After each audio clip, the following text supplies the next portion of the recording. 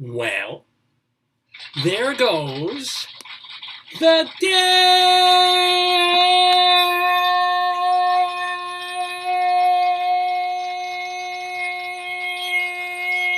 Good morning, everybody. Welcome on this Saturday morning, May 22nd, 2021. Is that me? Is that coming from me? Yeah. Oh, it is. It's on my Facebook somewhere. Oopsies.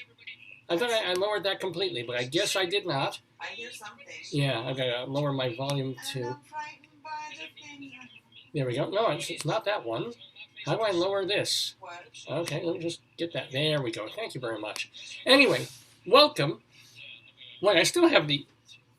Oh, I think it might be my iTunes is now going. Everything's... iTunes is playing. Where's this coming from? This is rather bizarre. Hold on. I'm going to have to... No, it's not that. No, it's not that. No, it's not I that. have Facebook open. I'm looking for it. I'm looking for somewhere there's still a Facebook. Maybe it's on Safari. I'm going to kill that. There we go. Welcome, everybody. Good Lord. Good Lord. Dave Lefkowitz here with the 799th episode of the Dave's Gone By Facebookio Podcastio Programmio of the stream, starring me, Dave Lefkowitz, and featuring my darling and adorable wife, Joyce. Hello, Joyce. Hello, David.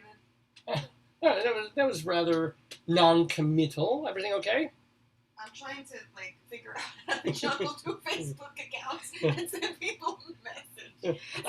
It's not easy, honey. That heat does not do well for me. I'm trying to.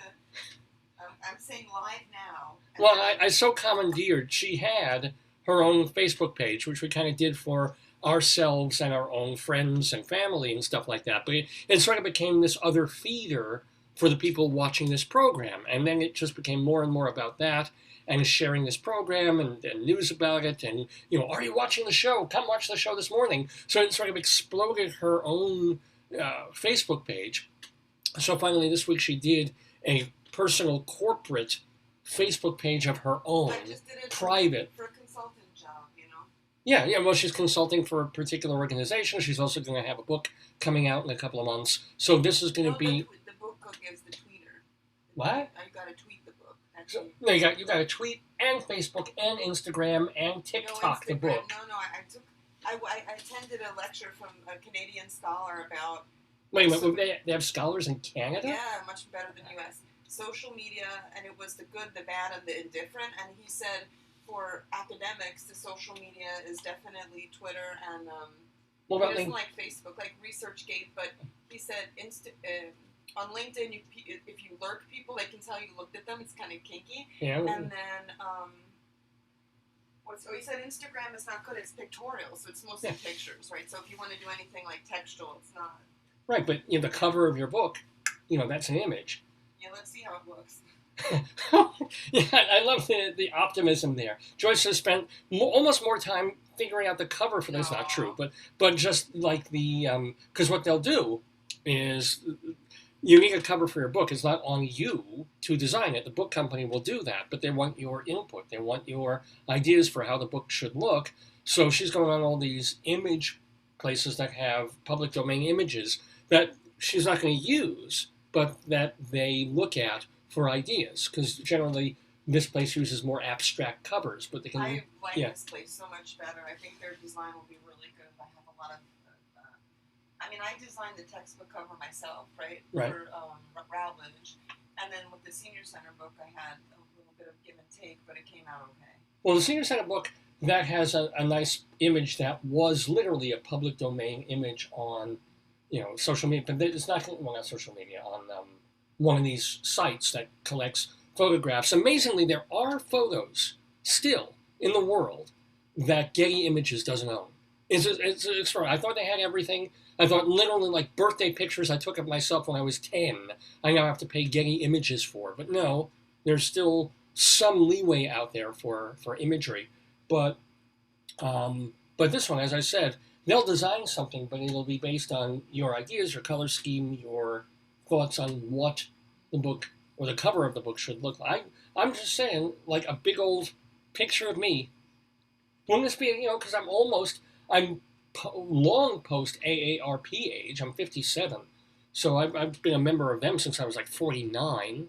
I would fit now into older communities that allow 55 plus people. So if you're writing a book about older folks and their sense of place, huh? How about just a big old smiling human head?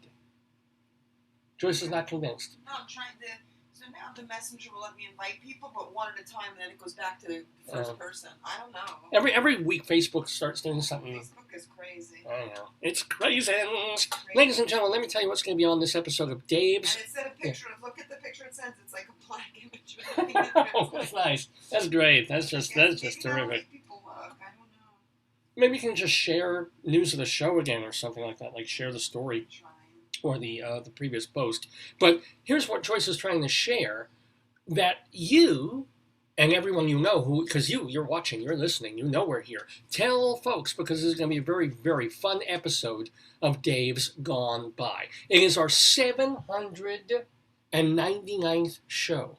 Honest to gosh, since October of 2002, we have done 798 previous's of this, and we're calling this one Less Matter, More Art. Why? Because we have a return visit from a guest. I thought he'd been on twice before. I believe he's actually been on 3 times over the years, but it's been several years since he's been back. And ladies and gentlemen, he is back. Better than ever. Madison, Wisconsin street singer and also artist, Art Paul Schlosser. The man, the myth, the fellow who wrote Have a Peanut Butter Sandwich, one of my favorite songs of all time. And by the way, he has written upwards several hundred songs. He's got like 50 albums out because he's been at this for 20, 30, 40 years. So he's back. He is as prolific as ever. He's set himself the challenge of writing 60 songs in 60 days, which is, I mean, if you think about it, it was an amazing thing that, was it Suzanne Laurie Parks? A couple of years ago, she was challenged to write a play, a very short play, one play for every day of the year. She had to come up with, I hope it wasn't a leap year for her, just for her sake, but 365 plays in 365 days. Art Paul doesn't have to do that. He's got a right. He self-imposed it. Oh, it was his own idea. Well, why not? Why, especially as we slowly come out of a pandemic, but still in it with not that much to do. Why not spend half an hour, hour and a half a day coming up with a quick song, learning it, sharing it on Facebook, and then ultimately he's going to be compiling it on a CD, on his 50-something compact disc or release in today's parlance. So Art Paul Schlosser is in the middle of that. There's also already now, you've made it as a songwriter when people put out CDs of your songs that aren't you singing them anymore, that other people are now covering you. They had these for Leonard Cohen, of course, they had them for Neil Young, they've had them for so many, but now there's one for Art Paul Schlosser. So he's going to be with us in the Daverhood, talking about his life since he's been on the program, and I think it's going to be a lot of fun. And this is going to be, what's really nice about the guest that we're having come back on, is this will be the first time you'll see him. He's going to be on Zoom, as opposed to... yeah. If you think this is sartorially splendid, wait till you see Art Paul Schlosser. You look like a priest, David, wearing that I look like comparatively to his usual garb. Well, he's got to be seen. I think you guys could do like a Wiggles reunion. Well, I could be Sleepy Jeff, and who are the other Wiggles? There's the tall Australian, then the not so tall Australian. Then they replaced that other Australian with a redheaded girl. I think one was like a pedophile, right? I think they all were. Essentially, that's why they called them the Wiggles. It's like, hello, little 10-year-old girl. Now wiggle. I don't even know what that means. It's horrible. I don't know why it's making the picture black. Because black pictures matter. Huh? No, but it's sending a picture. Oh God, yeah. I see a picture and it's always turning black. Anyway, we have more than that. I mean, that would be enough for a show. A conversation. I think that would be too much. With Art Paul Schlosser, talking, by the way, not to me, but to the one, the only, the Jewish Rabbi Saul Solomon. So that is coming up. Also, excuse me, our weekly Today, Yesterday trivia quiz. We're very excited about that. Unfortunately, Leslie Blake, she is still not going to be able to come back with us. She's going through some health stuff. But Is she okay? She is fine. She's absolutely fine. But her family's been helping her. So they're still in town and they're still around. So, God forbid she should come on the program for an hour. Actually, it would be better if she played with her family. She could win. If she had more people, she might be more... I know, right? It might be a good thing. Like her son, her kids, or her friends, her helpers. It's like, oh no, I can't do Dave's Gone By this week. I'm recovering from something. Oh, and I've got family here. Well. As long as she's okay. The main thing is that she's healthy. That her health is okay. So, but we will do it without her, alas. She probably wants to spend quality time with them too. Maybe have a nice breakfast. I've been there for days. I assume she's done with quality time. She's not a morning person. No, she's not. But we wish her well. But sans Leslie Hoban Blake, we will have David Sheward playing our Today, Yesterday trivia quiz. Champion. He's the Ken Jennings of your show. He really is. Although at one time, Fred and Wendy won 2 weeks ago. They cleaned his clock. They did. Yeah. So you have a librarian and a guy. Fred was like a science fiction reviewer wraiter, so they have a large knowledge base. Yeah. It is on some level easier with 2 people. You're just are you sure about? Yeah. Go with this one. I don't know. Well, those 2 people for sure. Yeah, those 2 people are smarties. So they were great. This time, David is going to go up against another friend of the Daverhood, a man who was on literally 1 year ago, last year. He is an actor. He's been on Broadway and on tour in Wicked. He's done a bunch of Broadway shows. As a matter of fact, he's going to be back on Broadway, as will so many other people, by this mid-autumn, when Caroline or Change actually does begin to start previews, the revival of this musical by Tony Kushner and Janine Tesori. Caroline or Change, he's in it, Stuart Zagnit, and he's also doing a special thing this week, which sounds really, really cool. It's a new musical that will be in a private reading, which means that all these musicals they want to go to the next step. They want to try out of town. They want to come to Broadway. What do? Well, they have to have these backers. They bribe people and make lots of money. Well, if they could bribe people, they wouldn't need to get the people to give money. They're basically... Are producers still giving money? They are now. This is the time. This is when everybody's thinking about, 2022. When would Broadway, if this was without the pandemic, when would Broadway season open? September? When would the new shows come? It's a weird question, but I'll answer as honestly as I can. Technically, the new Broadway season begins as soon as the old one ends, which means that generally the first or second week in May is the end of a previous Broadway season, right? Or sometimes the last week in April. That's when what it means is, if a show wants to be considered for a Tony Award for that year, it's got to open by whatever they decide, April 30th, May 5th. And that'll be it. That's the curtain that literally comes down, figuratively comes down. After that, it's technically a brand new Broadway season. But we generally don't speak of it that way. We think of Broadway having 2 main seasons, fall and spring. So that's really mid to late September is when we start saying, the Broadway season is starting. And then come again in mid-March is when they say, here comes the spring onslaught, the spring thing. So from March until end of April, early May is like the spring season. But it goes for a whole year. What? So in summer, it's mostly tourist shows. And some it can be.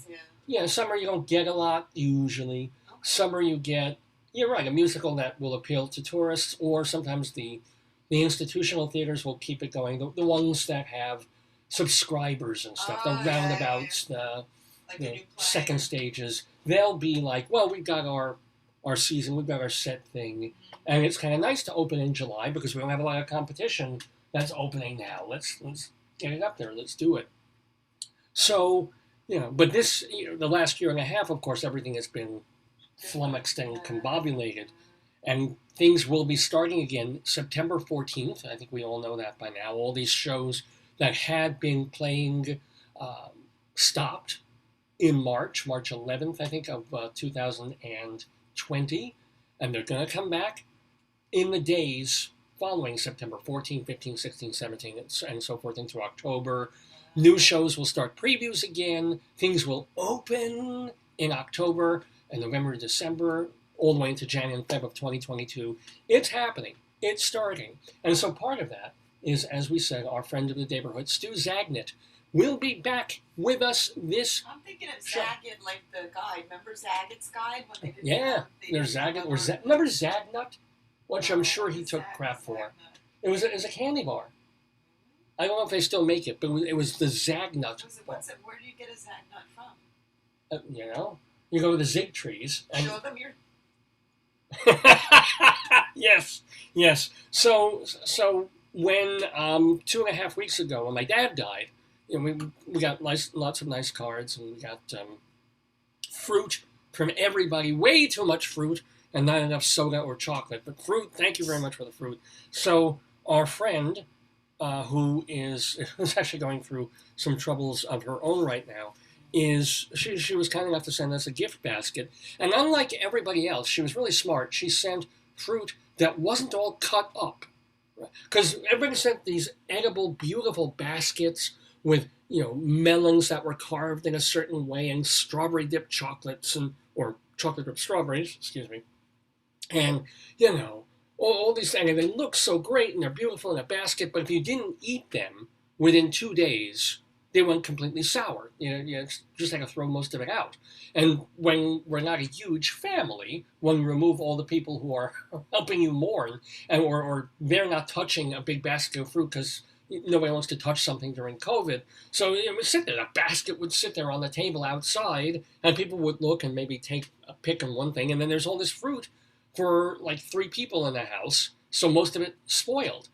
Our friend was like, well, I'm not going to send you something like that. I'm just going to send you some fruit, unpeeled, uncut. And that lasted a bit longer, although these guys... Yeah, and the avocado was good. Yeah, we had an avocado, you had an apple in there, a pear, a couple of things. So she did get this for us. Thing is, somehow we don't... I like kiwi, but I don't love it. And there was just so much food around that I didn't really think to eat it. So ladies and gentlemen, here we are. Here we have... I should say, cough. Now you can have so much fun with these things. First of all, if you want to do like, hello. I know children love this, but I love this too. Just something so beautiful. Auga. Love it. I think it frightens them. No, it doesn't frighten. They love it. They do. And look, hey, little girl maturing. Oh. Like Mickey Mouse. See, look. Oh, these are excellent as Mickey Mouse ears. Look at that. Yes. These are great. What else can you do with them? It was like, why don't you juggle? Try juggling. These are very soft. If I drop one of these, there's going to be kiwi all over the carpet. Pretend juggle. Pretend. Here we go.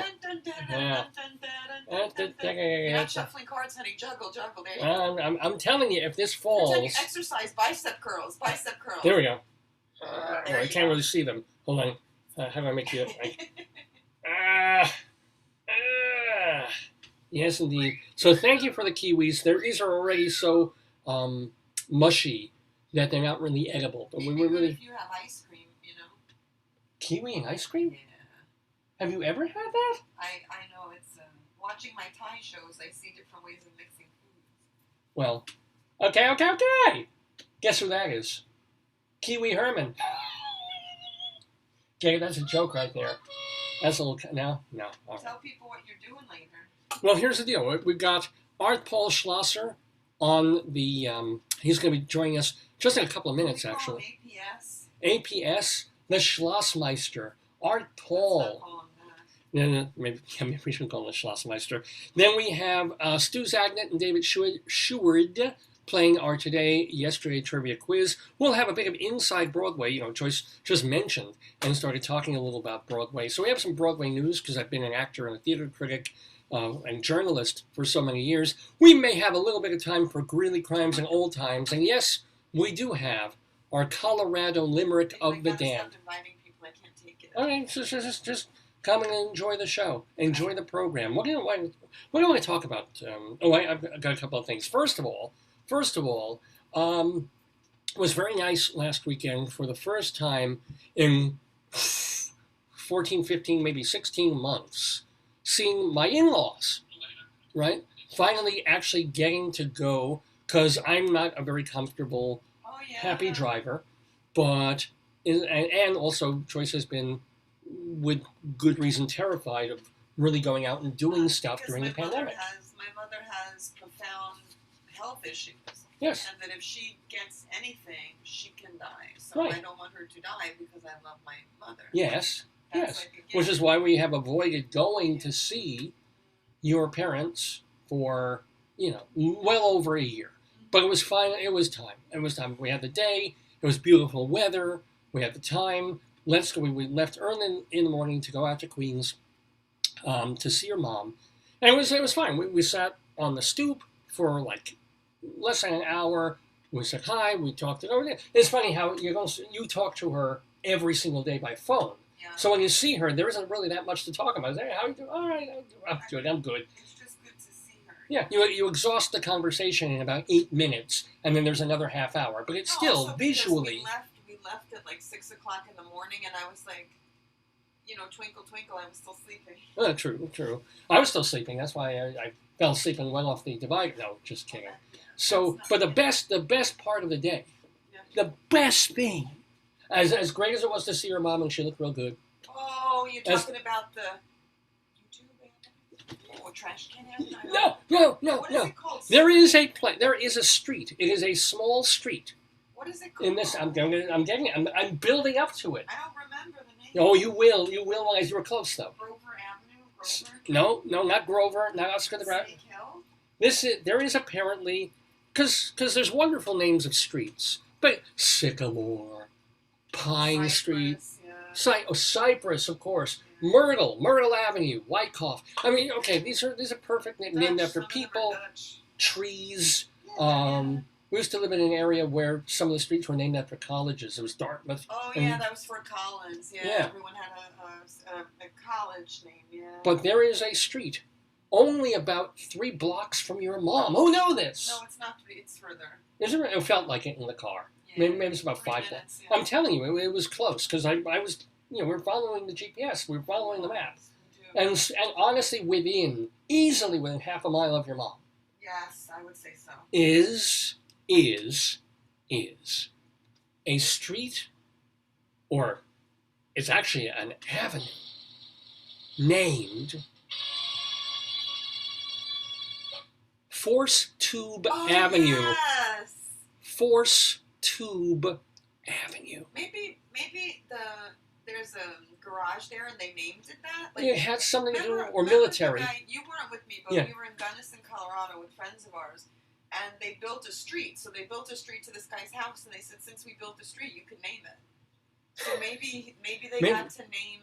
What is it called? Mr. Force Tube. Give me the name. Force Tube Avenue. I think it had more to do with like military contracting and building there, or naval supplies, because there is a military cemetery only a block, like literally right next to it. There's all these headstones that are exactly alike, and it's a military graveyard. So Force Tube, or there's garages it's also there. A speakeasy. They have a speakeasy there. Oh, they had one back on Force Tube Avenue? I don't know. I'm very confused. No, Wiki has a page about it. No, I know, but I don't think this is right. So I was this tempted. It's actually somebody made a speakeasy of it too. But I wanted to pull over and get like photographs of myself because I have like New one York time. Times wrote about it. Force Tube Avenue. What did they say? FYI, I don't know. Let's see if I can get it. It says here. Yeah. Let me see. Tell me. This is exciting. Okay. Yeah. It says a street in Cypress Hills, Brooklyn, right? So this is not where my parents are. Right. It's called Force Tube Avenue. What is the origin of the odd name? Yes. This is the Times. It said, Force Tube Avenue, which runs diagonally across the street grid for half a dozen blocks, lies on the path between an old tube that once ran from one reservoir to Highland Park, was a pumping station. So it runs across the force tube.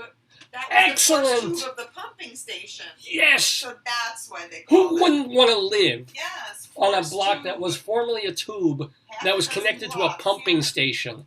It says runs from one park to a pumping station at Atlantic Avenue, and so it's part of the pumping process. Yes. No wonder they put a speakeasy there. Surprised there weren't some brothels. 5 stars. People like it. Everybody loves. What is not to love about Force Tube Avenue in Queens and in Brooklyn, New York? Developing it. It's getting very. Really? Yeah. It didn't look gentrified to me. It's getting gentrified. Maybe other parts of it.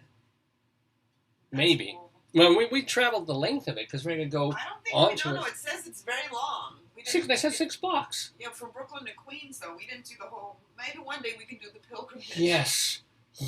Like Sherpas. We can dress like water and go through... We could do like a water event and have like a parade of water. Like a luge. Yes, to luge down Force Tube Avenue. I think that would be terrific. Wow. Yeah, I think that would be just terrific.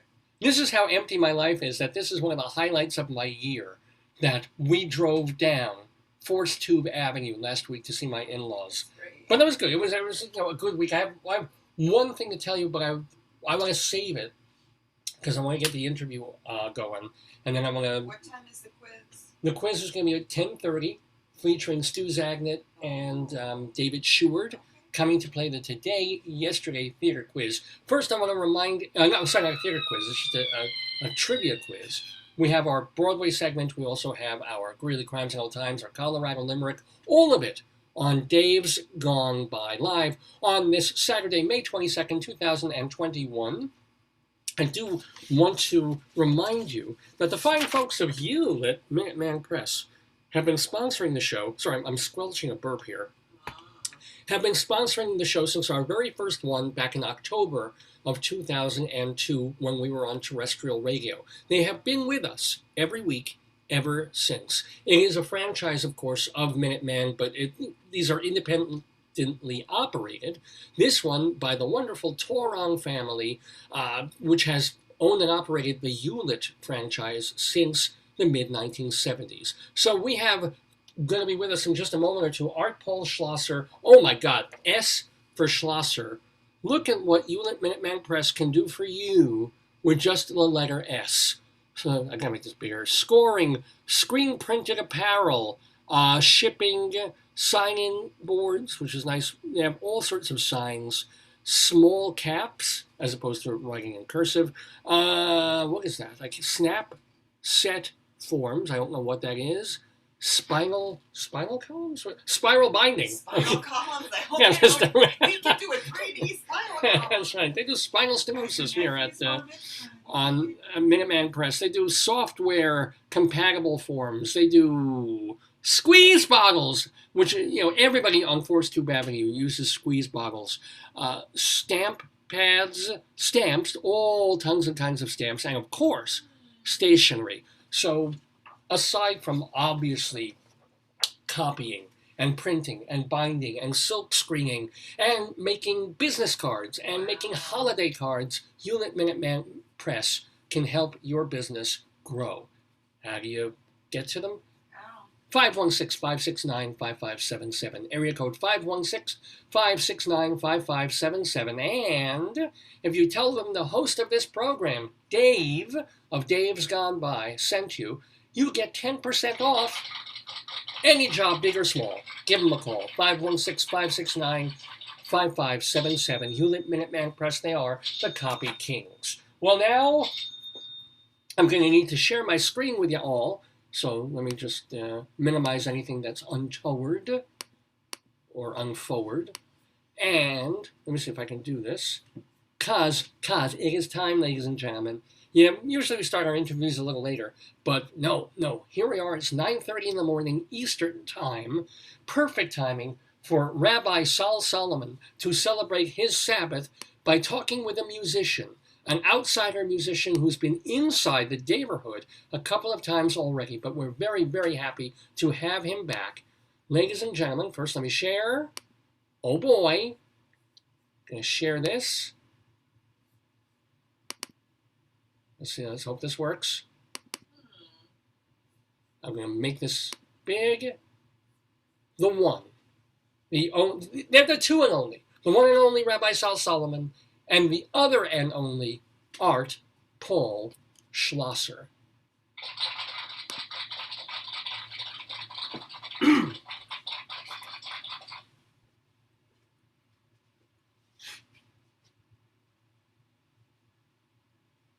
Oh, shalom, my friends, shalom, everyone. This is your old pal, Rabbi Sal Solomon, founder and spiritual leader of a temple in Great Neck, New York, and I am thrilled to be welcoming back to the Daverhood for the third time. Count them, 3. I'll count them for you. 1, 2, 3. He is a street performer in Madison, Wisconsin, and he is with us one more time to sing for us, to kazoo for us, to tell us about his many, many, many projects. There he is! Oh, ladies and gentlemen, that could only be one person, a man who has had hit songs on the Dr. Demento show, and is still a fixture on the streets of Wisconsin. Art! And over 900 monthly listeners on Spotify. Yes! 900 individual monthly listeners. So what is your most popular? Is it peanut butter sandwich, or what's the most popular? Actually, this moved ahead. It's called I'm a Chicken. I'm a Chicken. I like the sound of that. Is it? That's my #1 song on Spotify. Sandwich is actually #3 now. Oh my God. I'm so far behind the times, but can you give us a little taste of your kosher chicken? Of the chicken? I'm a chicken. I'm a chicken. And I don't want to be eating that KFC. Colonel Sanders is coming for me. So you think maybe you can hide me? Not in your oven. Not in the microwave.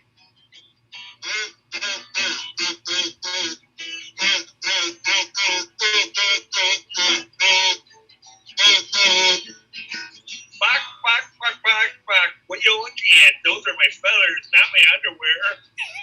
Bak. That's the damn thing. A little bit of Art Paul Schlosser there doing I'm a Chicken. God, so many questions to ask about this, but one thing is, you must by now have written at least 500, maybe more than that, songs. More than 500. Easily. So maybe even 1,000. Maybe 1,000. So, do you remember all of them to sing? Do you have to go back and relearn them? Or the ones you don't even remember that you wrote? I don't play all the ones I wrote. Right. I only play the ones that are popular. And I don't know the whole I'm a Chicken song. There's parts of it that I haven't learned yet. Even though I recorded it, I didn't think anyone would like it. When I first started doing it, it was just something I put on an album, and then all of a sudden, all these people on TikTok, I'm on TikTok now too, and people on Spotify and Amazon just started cracking up and playing that, and I've been getting a little bit of money, not a lot, but a little bit of money in streaming from I'm a Chicken, Have a Peanut Butter Sandwich, and a few other songs. But also a lot of my other songs get a little bit of money too. The more songs you have, the more you're going to make some extra money extra back. Especially if you got really weird ones like I do. Yeah. You do have amazing titles and some amazing... Do you call yourself a novelty singer, a comedy singer? Most of your songs are in the comical vein, I would say. I call myself crossover because I do blues, I do rap, I do a lot of serious songs, I do gospel songs, and then I do a lot of funny songs. But I also do like protest songs and different types of songs. So I call myself crossover. Crossover is like the Beatles, Taylor Swift, another group that I would call crossover is Elvis. It's people that do many different genres those are crossover. No, so, Art Paul, what is a recent protest song that you have written or performed? I have a couple. One that I know is half stolen from a '60s rock song, and it's and then I changed the verses. I have changed. I kept the chorus the same. It goes, "What the world needs now is love, sweet love. That's the one thing. There's too little of. What the world needs now is love, sweet love. Not just for one, but for everyone." And then the verses usually go, "We don't need more mountains," but I think we do need more mountains. What we really don't need is, we don't need more guns. We don't need more harm. We don't need more bombs causing alarm. What the world needs now is love, sweet love. That's one thing. There's too little of. So that's kind of one of them. And then I have one, Black Lives Matter. I wrote a Black Lives Matter song, and that's also on YouTube. And I got a lot of my songs, they're all mixed. On YouTube, I've got like tons of songs. I'm sure, oh, absolutely. And also people should know that they can find a lot about Art Paul Schlosser at his website, artpaulschlosser.com. You've got a YouTube channel and as well as a Facebook channel. You populate a lot of stuff. Can you do this all day, every day? Do you work a day job? I don't have a job. I don't have a regular job. I sell art paintings that I paint. Paintings by art, yeah. It froze on that joke. I can't believe you froze on me. Stand on the street and I play. Yeah. So, do you... Oh, you want to hear a joke? Oh, Should I do a joke? I would love to hear a joke. I have a knock-knock joke that's really popular on TikTok. That's from one of my recordings, and it goes, "Knock, knock." Who's there? I'm supposed to say, "Who's there?" Right. Okay? And then I say, "Mirror." And then you say, "Mirror who?" Uh-oh. Well, then you froze. You froze again. Of them all. Well, unfortunately, the thing froze when you were telling the joke, which is a terrible joke killer. So it was, "Knock, knock. Who's there? Mirror. Mirror who?" Should I tell it again? Tell it again, yeah. "Knock, knock. Who's there? Mirror. Mirror who?" Ah, son of a gun. I need some Miralax after this. Now, why don't you chat it to me? I can read it to the people. Apparently the internet does not like this joke. The internet is upset by the joke that Art Paul Schlosser is about to tell, so it has frozen him in time. All we're seeing is his face in a very beatific mode. All right, so here it is, ladies and gentlemen. The internet did not want us, for some reason, to hear this joke, but by gosh, we're gonna plow through and do it anyway. Art Paul, are you ready for the joke of the century? Okay. Let it rip. Knock, knock. Who's there? Mirror. Mirror who? Mirror, mirror on the wall. Unfortunately, you're not the fairest of them all. Oh, yeah, there we go. There's a joke for you. There you go. So you are also, as you mentioned, you're a painter, which is kind of neat. How long have you been doing that? Oh, a long time. When I started my cassette tapes, I had to draw a picture on them. So then I started a thing called Art's Garbage Gazette, and it was a little fake newspaper that I sold for like $1 or whatever I could get.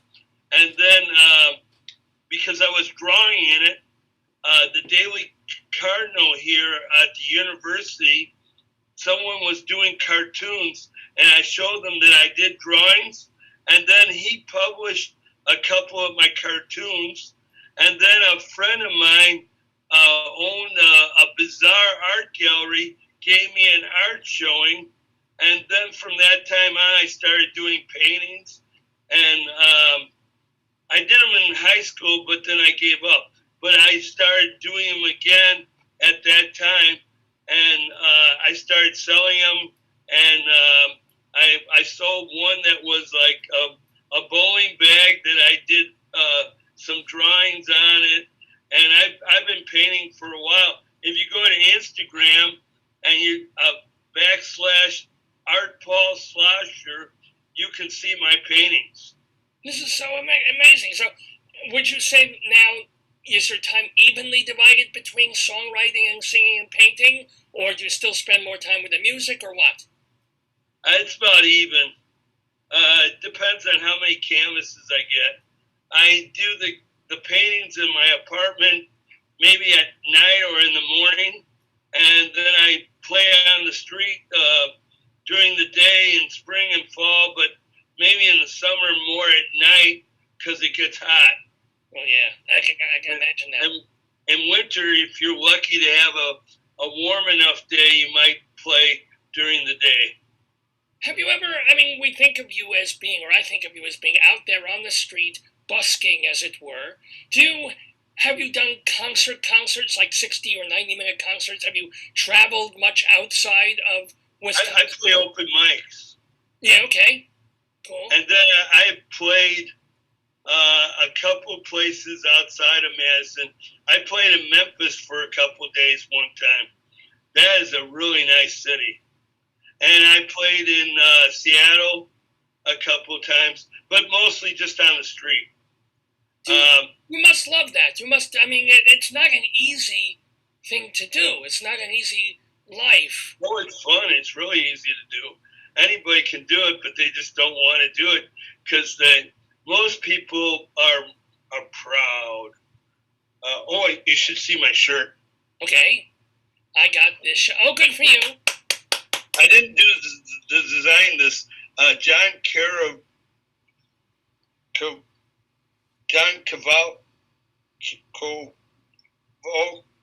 John Covid? No, I don't know what his... Kavalik. Okay. He's a famous local cartoonist in this area that does like sci-fi cartoons now. And when he started, he had a little comic that was in the State Journal for a while. And he gave me the shirt for free. I got one from Dr. Demento, too. Dr. Demento traded me a shirt. And, whoa!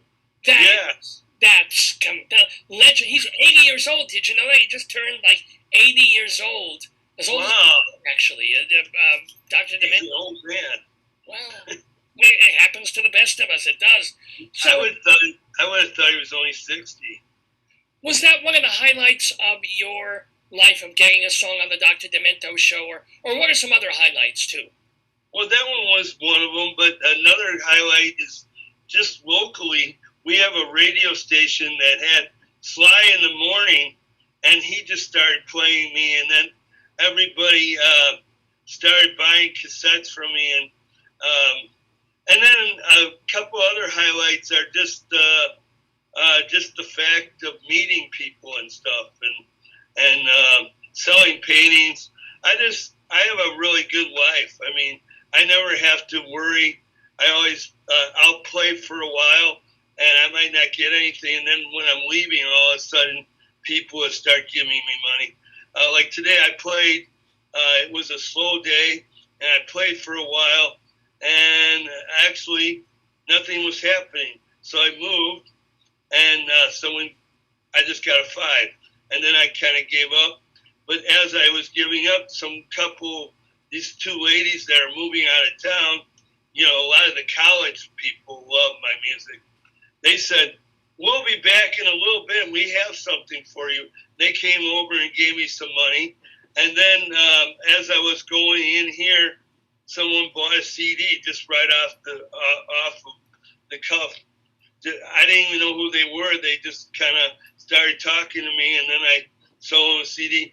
I think one of my highlights is making these CDs where I have other people work with me on them, where they, like I did the We Do It Right album. That was fun. I really enjoyed the one I just did, which is called Archipelago Project, which is Art Paul combined with the word acapella, and it's all my songs done a cappella style. And it's really fun when I do a CD with other people, because then I get to hear their versions of, like, one that's already up on Spotify and iTunes is called I Wrote the Lyrics. And then you can hear other people doing songs I wrote, and they're singing it, and it's different. It sounds, a little more interesting. Well, and it's wonderful that you're at the point in the career that you have so many songs that have gained such notability that enough people are like, oh, we can put together a CD of all these other people doing songs by you. Because has it really been 30 years now that you've been at this, or how long? Well, I've been live on the street for 35 years, and I've been playing for, I started playing when I was 18, and I'm now 61. Mazel. So, but let me ask you, though, in terms of, since you do love playing outside and busking for people and doing that, how did you manage between March of 2020 and, say, a couple of weeks ago? What did you do? Well, I didn't play on the street a whole time. You did or you didn't? I did, the whole time. Were you masked? I mean, what did you do? No, I didn't worry about it. I trusted Jesus. I trusted God, and then I took vitamins every day, and I ate healthy. I made sure I ate vegetables every day, and I felt really good. I mean, one lady came by and gave me $100 bill. Whoa! This is, God bless her, I actually was concerned about the fact that there was no church. So for a little while, I put up posters with gospel words on them. Like one was, cast all your cares upon him, for he cares for you. And then when I was putting those up, that was like the first couple of weeks of COVID. People were so happy to see those signs. People came back and they told me those are really nice signs. And one Catholic lady really liked the one. It said, well, I know you've probably found Waldo, but have you found Jesus yet? There you. So when did you, because you are a pretty religious person, a very believing, did that stem back to childhood, or are you a born again kind of a person? Obviously, I'm not of your faith, but My mom was Catholic. She taught me the Our Father, but when I ran away, you see, all my life I didn't care about, religion was on the side. We go to church, but I liked baseball. And then when I got older, I liked pot and rock and roll and that stuff. And so when I ran away, then I was afraid. As long as I was with my mom, I was never afraid. But when I ran away, and I was far away. Wait. How old were you? Where did you run to? I was 18, and I ran to Boulder, Colorado, and then I ended up in San Francisco, and I was really scared. So then I started praying, and the Lord answered prayers. So I knew that there was a God because God answered prayers. And because God started answering my prayers, then I started believing in Him. But then I decided to come back because in San Francisco, it was really kind of dark on Hayden and Ashbury because there was a lot of, I didn't want to be gay myself, so I don't want to judge anybody, but I didn't want to be there because there were a lot of people trying to connect with me, and they weren't the people I wanted to connect with. So, well, you were doing pot, but I think they were trying to give you some other stronger medicines, if you will. No, they wanted me to have sex with them, and I didn't want to have sex with guys. So I came back. I called my mom up. I was out of money, and I told my mom, can I come back? Will you pay for the bus fare? And she paid for the bus fare and a little more. So I ate stuff on the bus. And when I came back, I got a job, and I went back to school, and I just started trying. I believed in God, but then I wanted to pray to the devil or God to see who was better. And I found that the devil wants to force you to do things you don't even want to do sometimes. You pray for, like, a girlfriend, and then some guy tries to come up to you, or you pray for marijuana, and sometimes you get marijuana, but sometimes you'll get alcohol. And so I didn't want to, I decided God was better, because God didn't always give you that stuff, but God made sure you had a place to stay or food that you needed. And so I felt that God cared more about you personally and didn't try to kill you, but try to help you. Well, if you're lucky, I mean, God has killed a lot. He killed 500,000 Americans last year with the COVID. But all right, but it's nice. That's the devil that gave us the COVID, and that God allowed the devil to give it to us. Okay. But that's my opinion, because I read the book of Job, and the book of Job says that the devil attacked Job with a disease, and so I think what happens is God and the devil are arguing. They playing cards or throwing dice, and the devil says, "Well, if you let me do this, I'll allow you to do that." Right. So ultimately, yeah, they strike a bind, and I don't know what the deal was. Yeah. I don't know what the exact deal was, but I think what happened was people weren't praying, and so God allowed the devil to give people COVID because they weren't praying and they weren't trusting God, and that's my opinion. I might be totally wrong about that, and I won't say that I'm 100% right, because that's just my opinion. Yeah, religion is completely opinion. It really is. But let me ask you, how, in terms of, I know you made it very clear you don't want to sleep with men, but years ago I remember you were with a person and then you broke up. Where are you now in terms of girls? Oh, I have a friend that's kind of close, and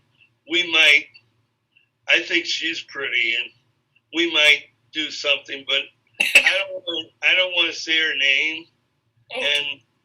And when you say do something, do you mean this, or do you mean physical? I mean, do you talk about put a ring on it, kind of? Probably get a ring eventually. Ooh. But I'm not in a hurry, because I'm not sure I'm ready for another commitment, because marriage, when you get involved with another person, you have to love them. And I have a lot of anger and stuff. And so I'm not in a hurry. We date, we kiss a little bit, we hug. I might buy her dinner, but we're not in a hurry. That's just fact. But it's interesting that you mentioned that you have this level, because no one seeing you on the street, hearing your music, would hear the anger. We would figure I guess maybe you sublimate it into the painting or something. But it's interesting to every artist, whether you see it in their work or not, there's rage. So where does your rage go? It's normal. Yeah. It's normal to be angry sometimes. Well, yeah, but how do you channel? What do you do? Do you break things? Do you just go into your art? Comedy. Take a walk? Comedy. Comedy is the opposite of anger.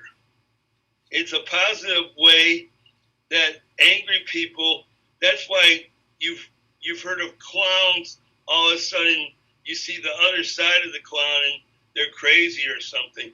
Well, maybe they've been hiding their anger in being a clown.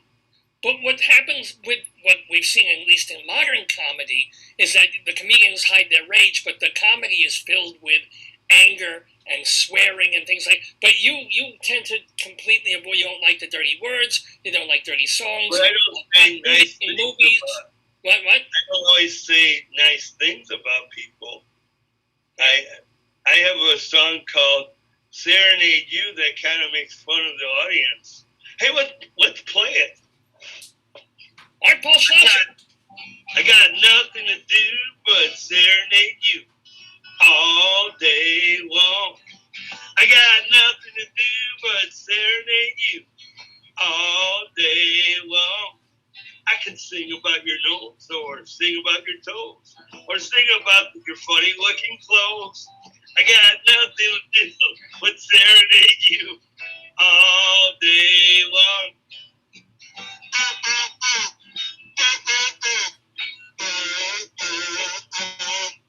I can sing about your hair, or sing about your care, or sing about the cartoons on your underwear.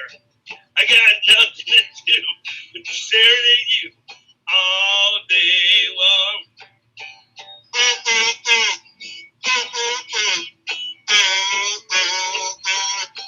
I can sing about your teeth, or sing about your feet, or sing about the funny way you walk down the street. I got nothing to do but serenade you all day long. Sing it with me one time. I got nothing to do but serenade you all day long. One more time. Nothing to do. Serenade you all day long.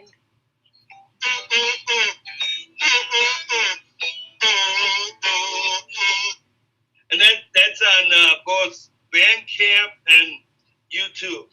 Some of my stuff that's not available on Spotify and iTunes is now on Bandcamp. But that's really good.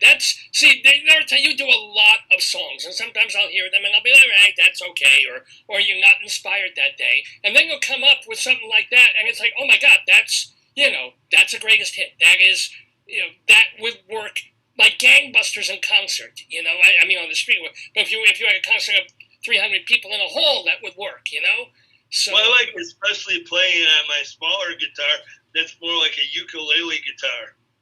Now, there was one song that you wrote. I know you're doing this. Tell us a little more, because I don't think we heard enough about it. The 60 songs in 60 Oh, yeah, okay.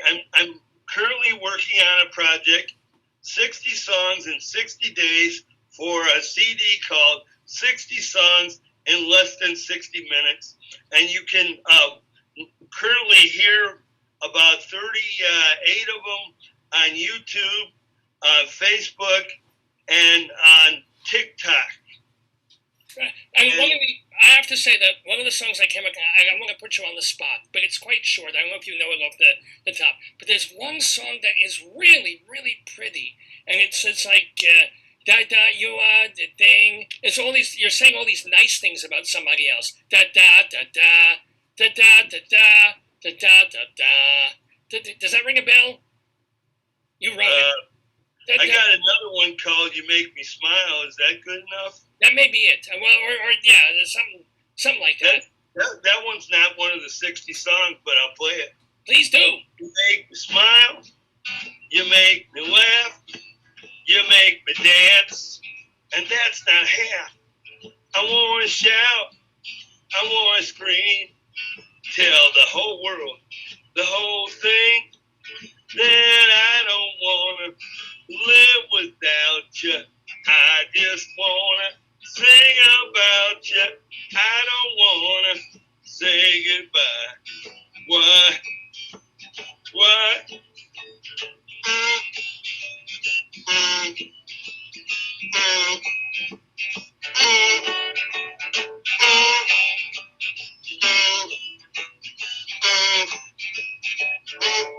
I'm going to interrupt that and play two other ones from the 60 songs.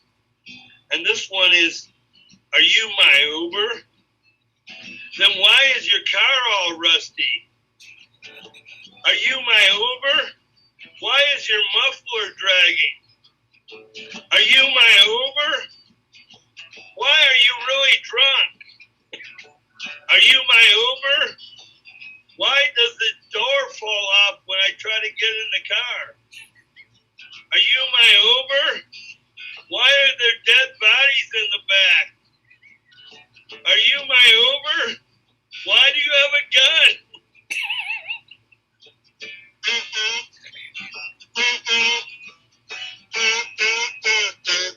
And then I have one for graduates. Oh. Now that you're graduating,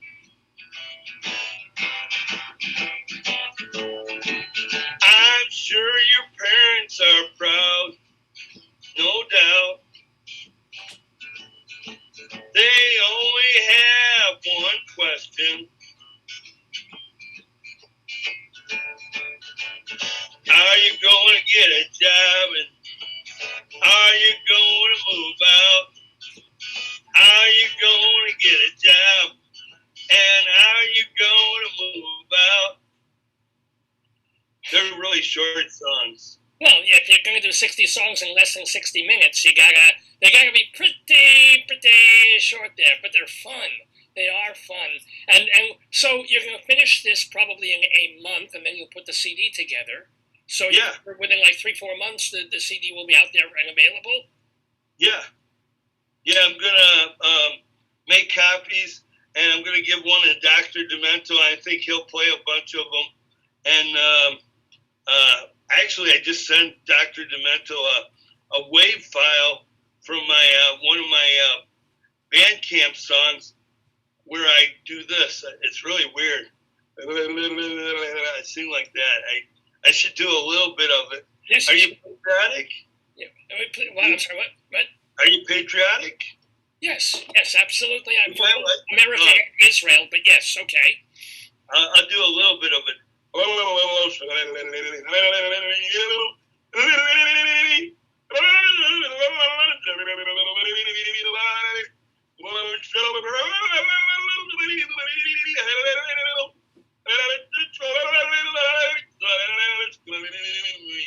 do you think?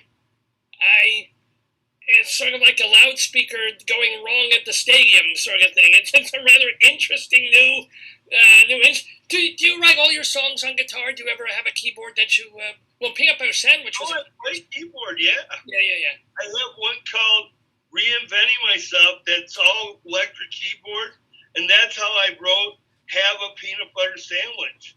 Right. And then and that's why Dr. Demento played it, because it was a lot different than my other material. And then I have another keyboard CD that I put out just before COVID called For Piano Lovers, and that one's got the My Alligator Tie on it. My Alligator, yeah. And it's a weird song about my alligator tie, and I can't play it live because I recorded it on piano, and it sounds better done on piano. And then I on this new CD, some of the songs are keyboard. Which is the name of the new CD? What's that one called? Well, the one we were talking about, 60 songs in less than 60 minutes. But that's not even available. Will be a new CD. Well, some of the songs are on Bandcamp. Oh, so you're talking about it. Yeah. And they can watch them on both TikTok and YouTube and Facebook. And you have, at this point, was it 35 or so? How many CDs have you put out at this point? Or more? Is it closer to 50? More than, my God.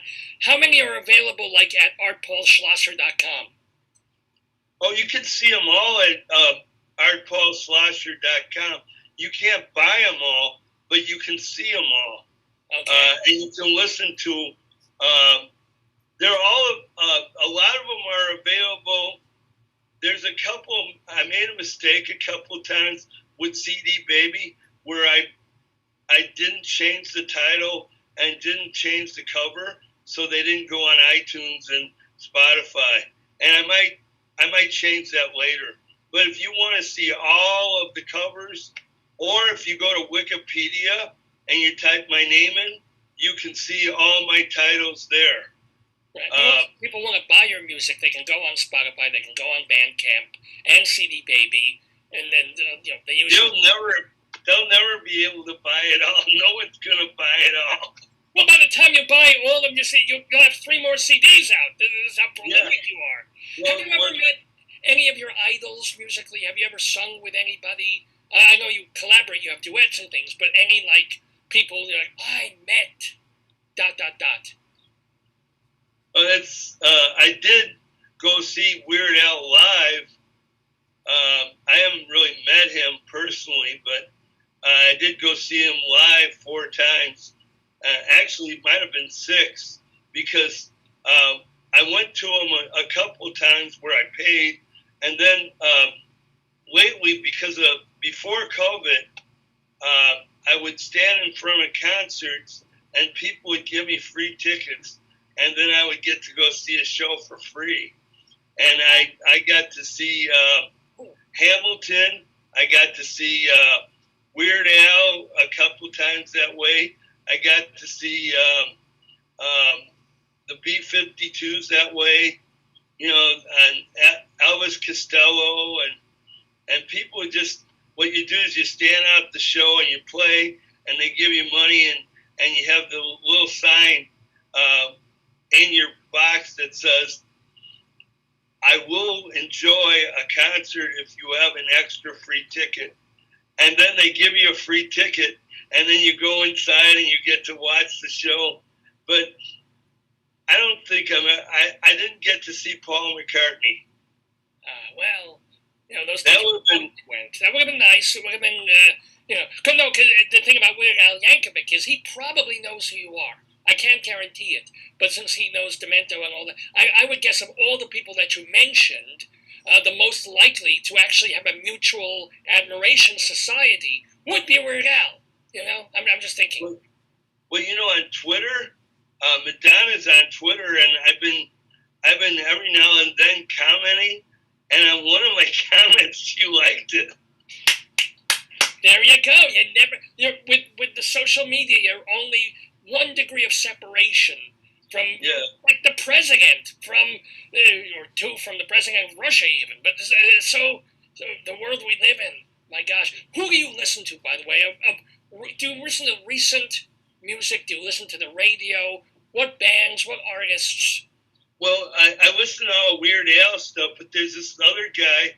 There's this comedian from down south, and he sings songs, and they're he's got inappropriate. One of his songs is called Inappropriate Wedding Songs, and one of the songs he started singing was, I do wedding songs, he says, and then he started. And some guy hired me in last minute, and then he started doing these songs that he could have done. I still haven't found what I'm looking for. Or another one he sang was, she's my best friend's girl, but she used to be mine. I'll send you the name of the guy. Yeah. I have to go to YouTube to find him, and then Jim Gaffigan is really. He's very funny. I really enjoy when he talks about food, especially his bit on bacon. Unfortunately, I had to quit bacon recently because my bowel movement was too hot. Too burning. And when I mean burning, it was like I get acid in the stomach, and then I get a burning when I have to go to the bathroom. So I had to quit bacon.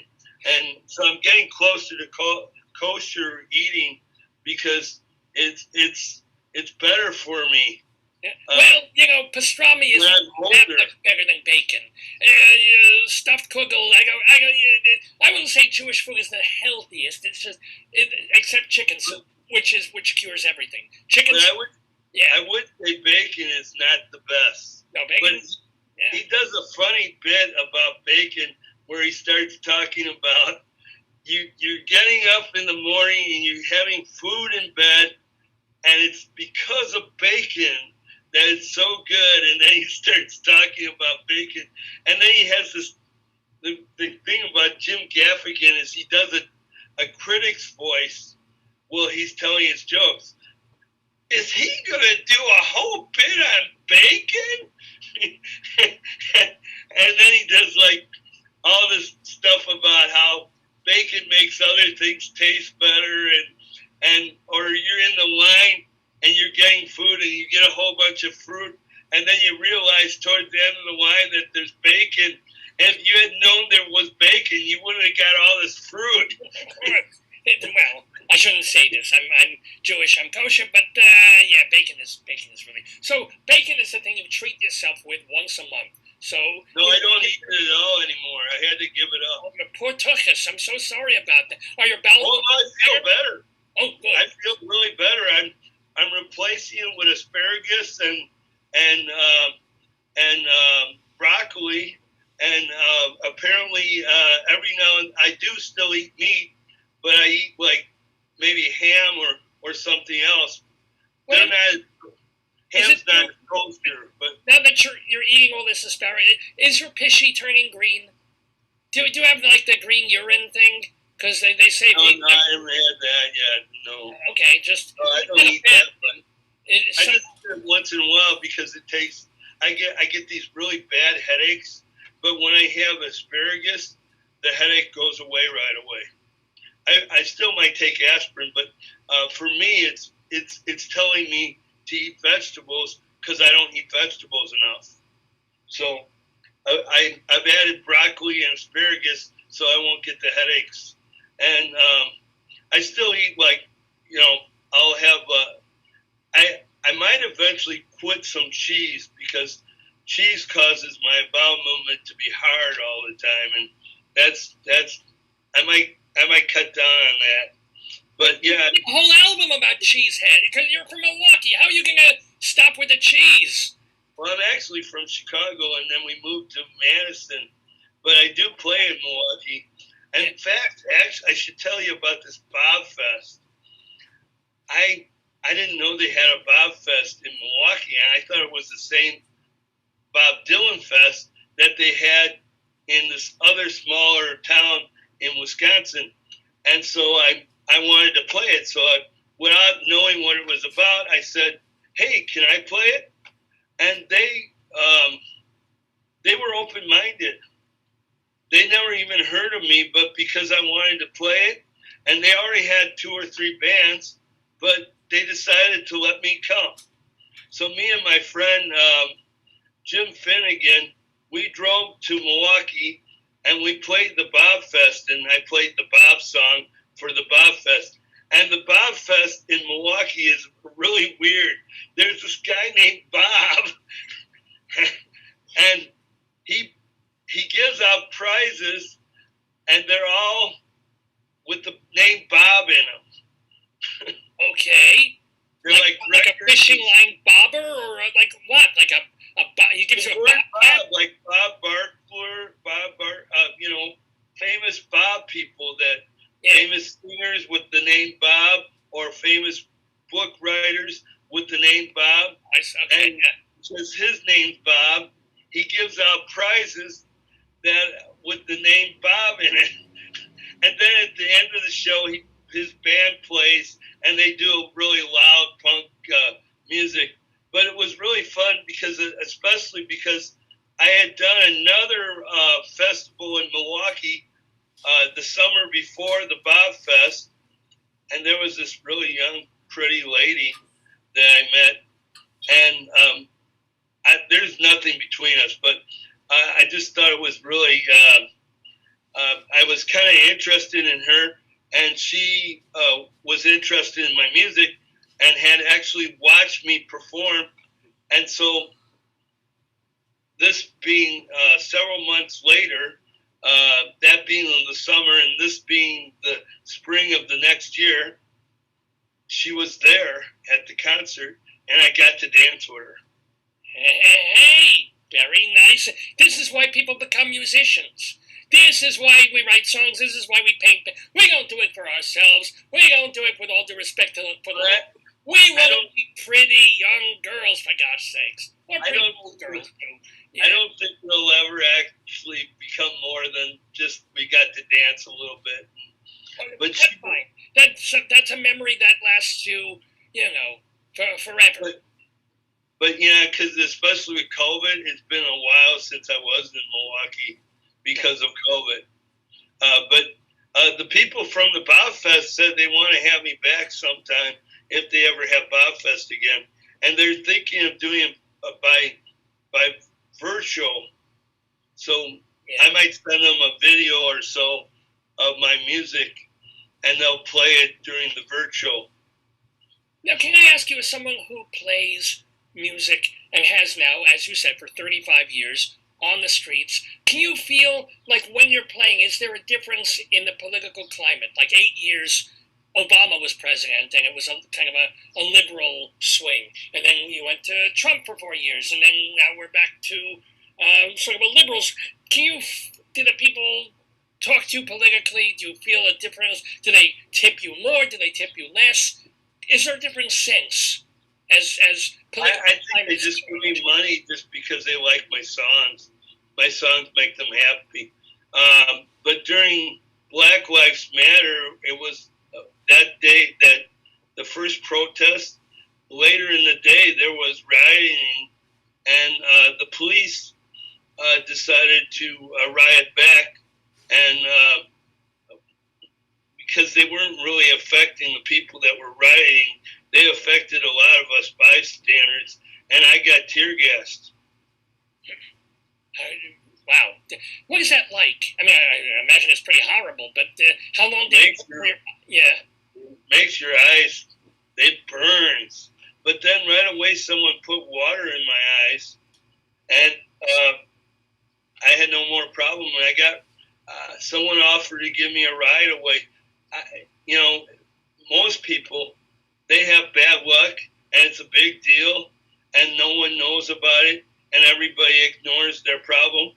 Me, because I'm famous, they made a big deal about it, and it didn't last too long. I mean, and then right after it happened, I got my Facebook went from 4,000 to actually 3,600 to 5.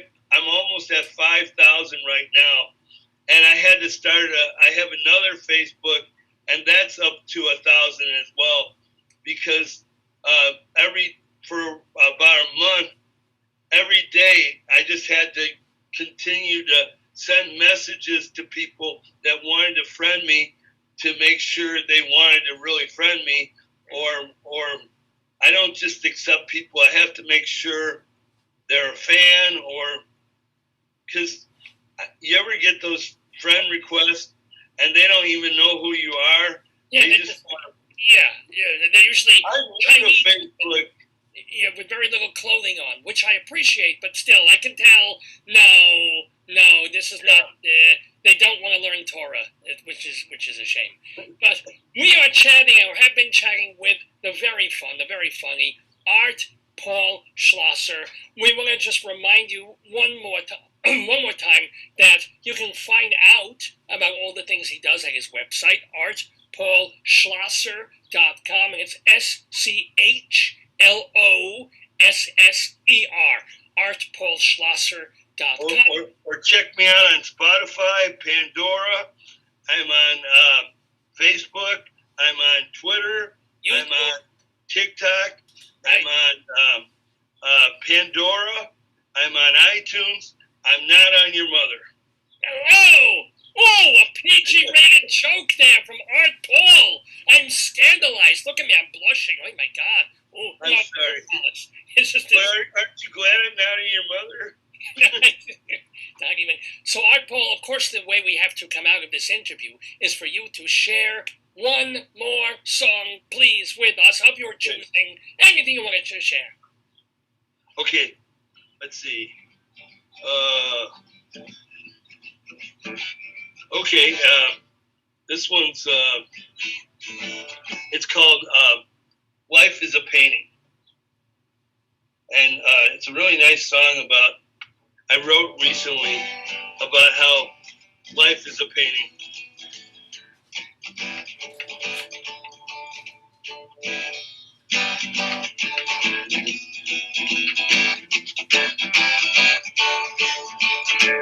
Your face is a painting. Your clothes are a painting. Life itself is a painting. Sometimes it's sad, sometimes it's glad, sometimes it's happy, or sometimes it's mad. Everything you see is a painting, and you can paint anything you want. Just let your imagination go. You can paint a dog, or you can paint a hog. You can paint a fog, or you can paint a fog, or you can paint a frog, or you can paint a log. Life itself is a painting.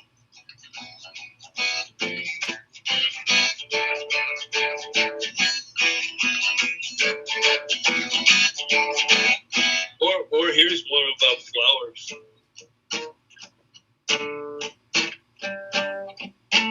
Flowers make you smile, grown-ups or a child.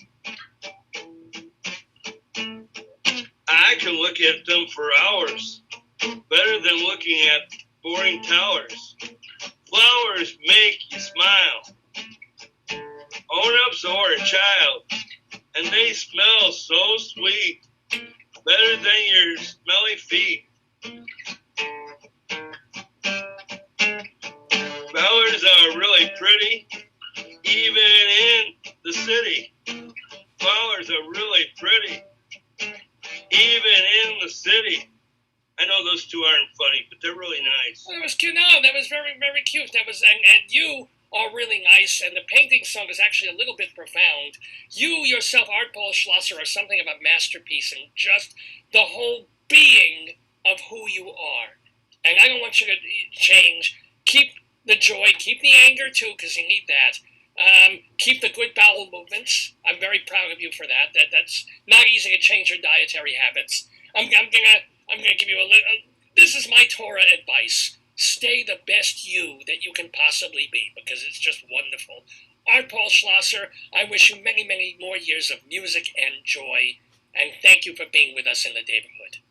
I hope everybody loves me on your show, and I hope that everybody that's listening, they will all get over COVID, and people will get healthier, and maybe we'll get to see live concerts again. Halavai. Well, yeah, but people can see you live. Still on? Are you going to be out there tomorrow on the streets of Madison? Yeah, probably. Even on Sunday and Monday and Tuesday. But I try to take days off, but it's not exactly a Sabbath. It's like whenever there's bad weather. I know that's not. I know that's not exactly what you're supposed to do. You're supposed to have a Sabbath, but that's what I can do. Is if I take Saturday off, then I lose a lot of money, because that's when people.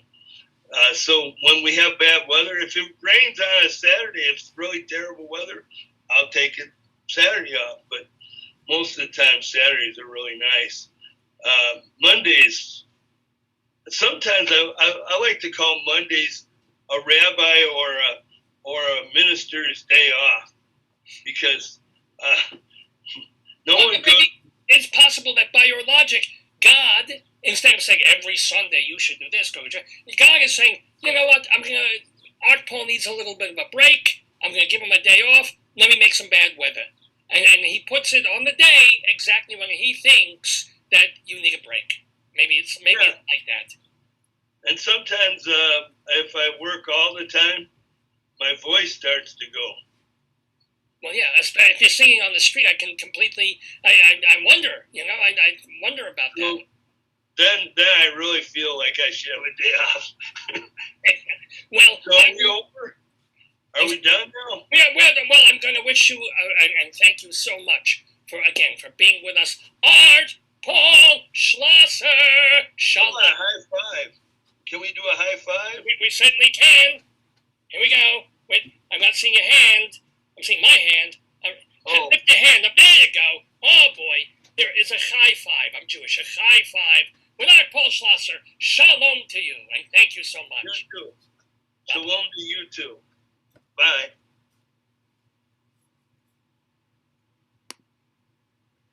Yeah, how about that, ladies and gentlemen? So much fun with Art Paul Schlosser, Madison Street singer.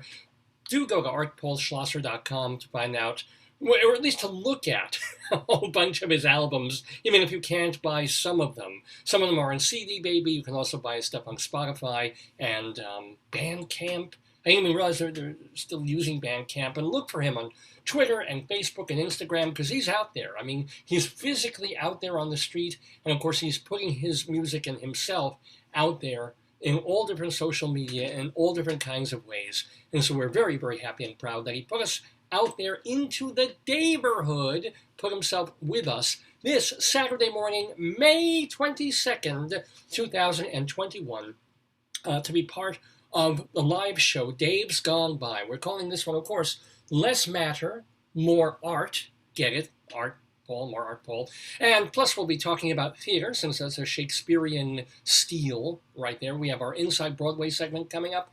And what else? We have our Colorado Limerick of the Damned, and we're going to try and make some time also for Grilly Crimes and Old Times. And in just a couple of minutes, fingers crossed, we're going to have our contestants for the Today, Yesterday Trivia quiz. And those will be David Sheward and Stuart Zagnit, a critic and an actor. What could be better? But before then, let me remind you that, oh gosh, if you woke up late and you missed part of the art, you didn't see all of the Art Paul Schlosser interview, or you saw some of it or most of it, and you want to tell people, hey, you got to see this guy.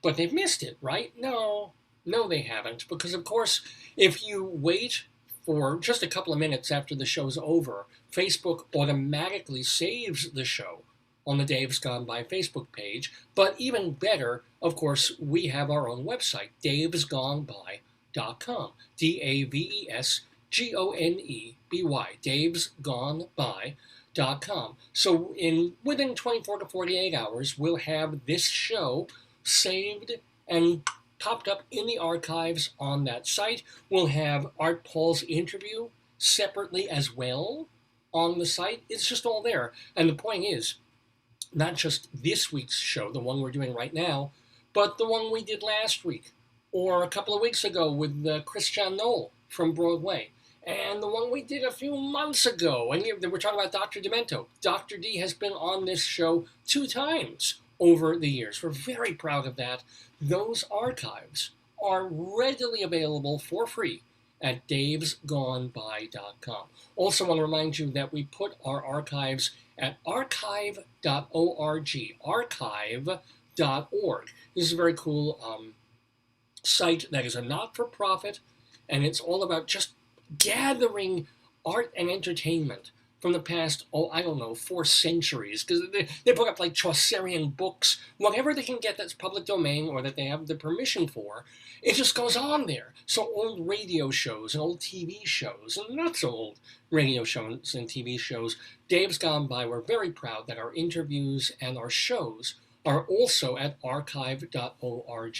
We also post all our episodes as audio only at the website castbox.fm. This is very specifically, it's for podcasts. So let's say you don't want to sit down on a Saturday morning or any time of week and watch 3.5 hours of this face. You just want to hear it. You want to go do things.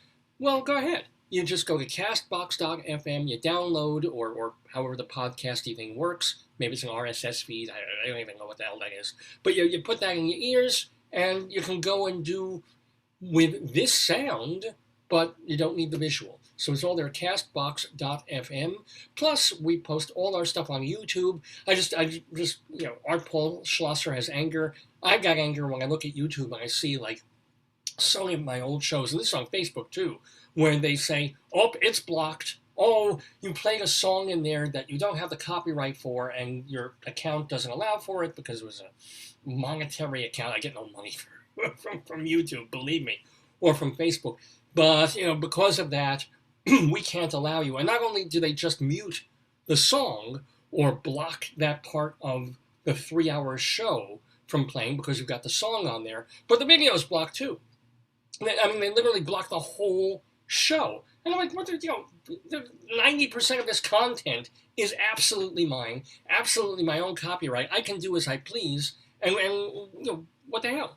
Why are you blocking everything I'm doing for a little piece that, yes, might belong to somebody else? And so, you want to mute that, you want to undo that, you want to force me to snip that, fine. But you're making me literally denying my viewers, fans, if you will, the Daverhoodlums, access to the entire show over 2.5 minutes of content somewhere. I'm like, not right, which is why we're very proud that we've got davesgoneby.com, and we also have archive.org. The archives are there. The audio castbox.fm. We're also, if you have still an old-fashioned television and you have cable in Nassau County, remember that Monday mornings and Tuesday mornings, you can watch excerpts of the show, just hour-long, very random excerpts from recent Dave's Gone By episodes on Channel 20. 1 a.m. Mondays, honest to gosh, 1 a.m. And then 4 a.m., 4 a.m. on Tuesdays. I'm wondering we're waiting for our people to come in, and I'm not seeing them yet, so I'm bailing, I'm stalling a little bit for time because I got a message from our guest who can't, I guess, join from his Facebook link, so he's got to join from our, I've got to email him the link, so I've got to do our guest. I don't know why, maybe he's coming from a phone or some other device. If he's coming from a phone, he needs the meeting ID and the number. Oh, really? Well, Yeah. well, let's see. Let's. So forgive me, folks. I've got to kind of do. If he's coming from a phone, he just needs the 10 digits or whatever the meeting ID is for, it's 795 dash, Yeah. Well, I'm hoping. Let's see. I'm gonna email him this immediately while I try and vamp and talk to you. And let's see if Dave can do two things. If you have the backslash, or if you're in Zoom, if you go in your account, you can get the meeting ID. And if he's on his phone, he just types in a meeting ID number. You should give people that in case they're on their phone. Yes, I see that. Meanwhile, I'm just waiting for this darn Gmail to load. All right, let's see. I hope not. But it's just going from this and then his Facebook address. Okay. Hold on. And meanwhile, I'm also waiting for Dave. You know who I blame? Force Tube Avenue. Yeah. There's something going on in there. Sorry for all the tippy-tappy typing, but... Do you want to log into your UNC account and then... Well, let me see if this will work for him. If not, I've got to go in on... It's like 3, 6, 6, maybe 10 digits. It's the... Yeah, well, let me... Just ask him if he's on his phone. How can I not be already signed in? I'm literally on the air already. Well, let's see. But let's let me bring it to him just in case. Yeah, just send him the digits. If he's on his phone, I'll show you. All right. Yeah. Well, you'll have. Can you, without getting on camera, because I know you don't want to be on camera. Okay. So just send him that. No. Yeah, exactly. If you send him that on his phone, he can type those in and he can get in on the phone. That's what people need when they join on the phone. They need your meeting ID. And there's no password, right? There's no. He should be able to log on instantly and easily. He just needs the digits. So if he types them in the Google app, that's what he needs. Yeah. Well, yeah, I sent him the link, but I can also send him those numbers if that's helpful. Yeah. So I'll do that as well. Yeah, he needs the number. The numbers will allow you to get in. Let me do a reply all on that just in case he needs both. Yeah. Is he texting you on the phone? I don't know. I honestly don't. He is on Facebook, but he's answering me there. But he can't seem to get from Facebook. I don't know why. No, tell him he needs to go to Zoom. So he can go to. He can also, with the meeting ID, he can just go to zoom.us on the browser. Yeah. And then you click on join a meeting and you type in the ID number. It'll bring him. Well, okay. Let's see if I've given him everything I can possibly give him now. So let's hope. Now I gotta get back to Zoom. I gotta find where the heck I am. Oh, there are 2 people in the waiting room while I'm talking about this. Here we go.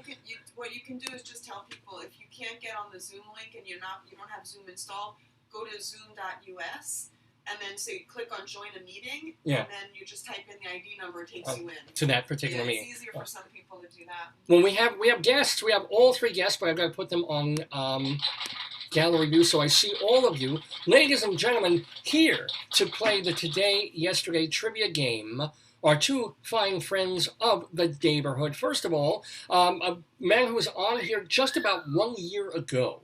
And as a matter of fact, when I was looking to see, when were you on? And I thought, oh, cool, this time we're going to get to see you. But actually, we were already, we Zoomed with you last year, Stuart Zagnit. Now, Stuart, let me make sure you have to, both you and David have to unmute. You can unmute. So we can, yes, can you hear me? I can hear you. And so, okay. Good. So, ladies and gentlemen, let me tell you a little bit about Stu Zagnit. He is going to be in once Broadway starts rolling again in early October, Caroline or Change is right. In the revival of Caroline or Change, the Tony Kushner, Janine Tesori musical. Very good piece of work. And who are you playing? I'm playing Grandpa Gelman. You're playing someone Jewish. This is interesting to me. I'm really, really surprised at that. He's playing Grandpa Gelman when this goes on Broadway. Did you, was that in previews and then stopped, or you didn't even hit previews yet? We would have had our invited dress rehearsal on March the 12th, which was canceled, and we were going to start public previews the next day, which never happened. So we were ready. We were so ready to go. And what's quite amazing is literally 14 months later, producer said, yes, we're looking at, because I thought so many shows would just disappear and fall apart, or actors would go elsewhere, and they'd have to get new shows for Broadway, and that would eventually happen. But all these things that were teed up on the runway, I thought would just kind of sink into the Atlantic, and they didn't. I will credit the roundabout Todd Haynes, who originally went to London to see the production that this is an offshoot of, with the London star, Sharon D. Clarke, and the original director. And he said, I'm committed to the show. I want to bring it to New York. And he held on. And, our set is sitting there on the stage. Our costumes are in the dressing room. So he just patiently waited for things to open up again. So this is at Studio 54? Studio 54, yes. Mm-hmm. Now, the person who just asked that question, we should also introduce, except you know him. If you watch the show every week, you know that is David Sheward. He is the former president of the Drama Desk. He is a theater critic for many, many years, and currently you can read his criticism and his other writings about the theater in theaterlife.com and culturalweekly.com. Plus, he has a blog called The David Desk. How are you, David? I'm fine. How are you? I'm all right. I'm good. I like your hair. Your hair's growing in a little bit. It was a little short for my taste, and now I'm kind of digging it. I'm not one to talk about hair, obviously. Yeah. And by the way, look at this. Joyce is pointing out, my wife, that behind you, David, we see, of course, your usual posters. There's As Is. I can see. What's the purple one above it? Is it Pageant or what? That is Perfectly Frank, a review of Frank Lesser's songs. Wow. And behind Stuart Zagnit, I think I see Little Shop, because you were Mushnik. Little Shop and Seussical. And up above, I have Wild Party and The Grinch. So you can sort of see the rest. Your lamp, but yeah, no. This is my theater. This is my theater sitting room here. So. Just before we came on, I was watching MeTV, and they were showing the 1942, I think, Warner Brothers cartoon, A Horton Hatches an Egg. Oh. Which was a Warner Brothers cartoon. I didn't realize. Amazing, huh? Yeah. I didn't realize that was cool.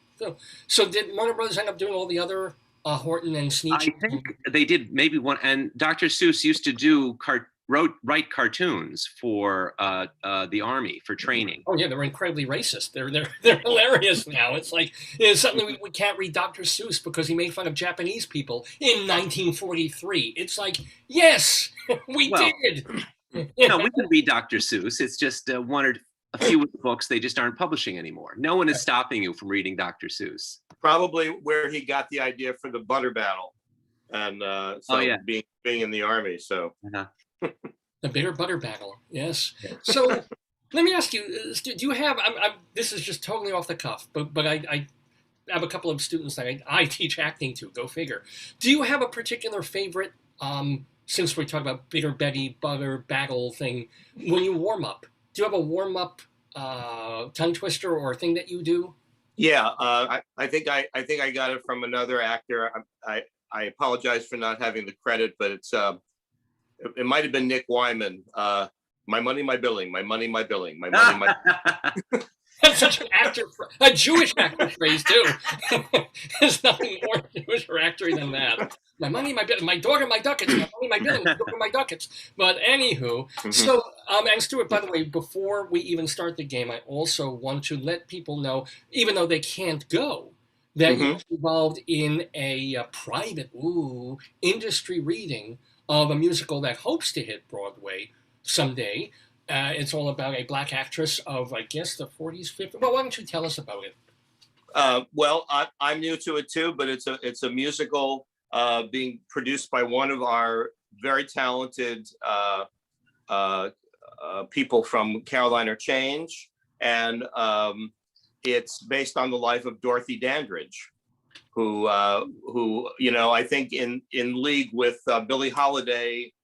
She fought a lot of prejudice, a lot of limitations, and broke a lot of ground, and had a very interesting life. So, reading through the script, we're actually doing this this coming the 27th, Thursday, the 27th. So, so I'm getting familiar. I'm doing mostly voiceovers, but I get to do a little Age Sullivan and a few other people, and then the coveted role of man in bed. So we'll see what that is.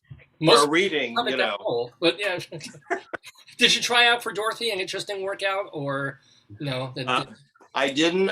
They offered it to me. They said he's perfect. He's perfect for off camera.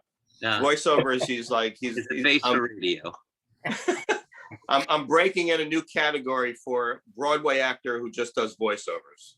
Is that so? You're like announcers who are behind, and you're just like, and now from the legendary Aragon Ballroom, Dorothy Day, that sort of thing. From that, a little anecdote. Years ago, I did a revival of Applause at Paper Mill Playhouse with Stephanie Powers, and it was going to be a huge revival. Supposed to go on tour and open on Broadway, and it opens with the Tony Awards for that year, right? And of course, Margot Channing is up for a Tony Award. And so I went up to Gene Sachs, who was the director, and I said, I noticed in the script there's a voiceover. Have you already assigned that to somebody? Because I do voiceover work and I know what that sounds like with the announcer doing that. And so one day at rehearsal he says, Stuart's going to read the Tony Award announcer because he's in radio. and I thought that was so great. So I did it, and I pre-recorded this announcement, and now it's that voice, that traditional voice that was the Academy Award voiceover and all the awards guy, who they don't do that anymore. But in those days, it was still that style. So let me do.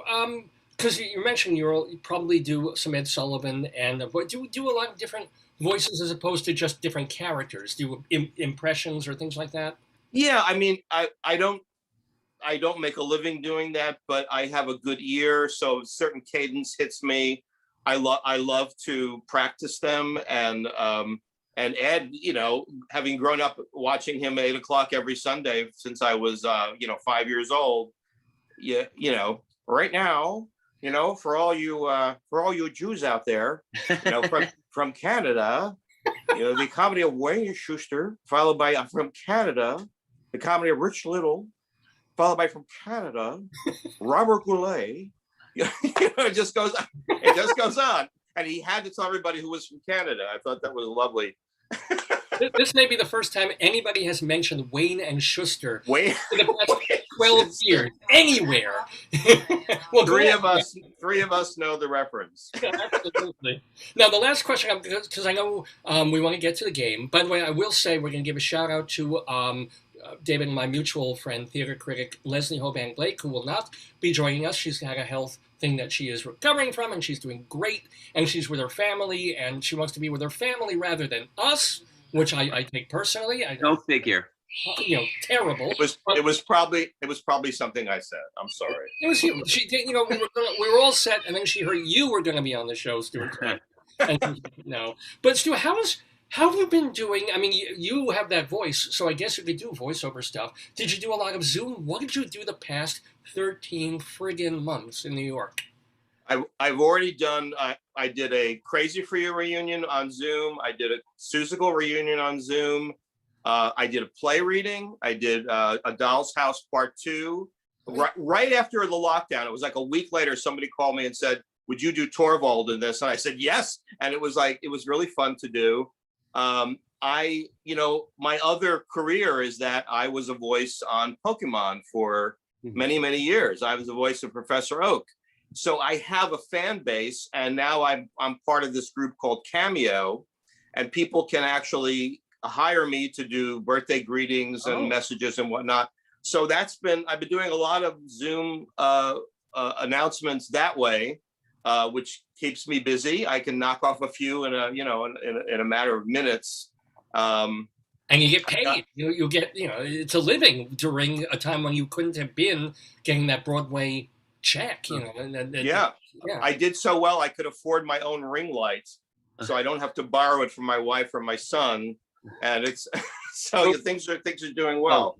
Hold on, Stu. Are both your wife and your son in theater? Are they performers now, or what's the? My wife is a musician, composer, educator, and she's also building her own online educational business. She does a lot of online meetings. My son is a classical bassist, and he's been doing Zoom concerts with people, which not only does he play, but then he edits them together so they actually sound like something.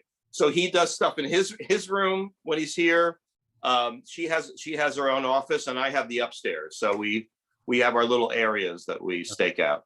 Well, I mean, you guys have the home, but he has the home base. Yeah. Yes. I just got that, Mr. Peabody. Give it back, and you got it now. Giving it back. So, can I ask Stuart a question? Please.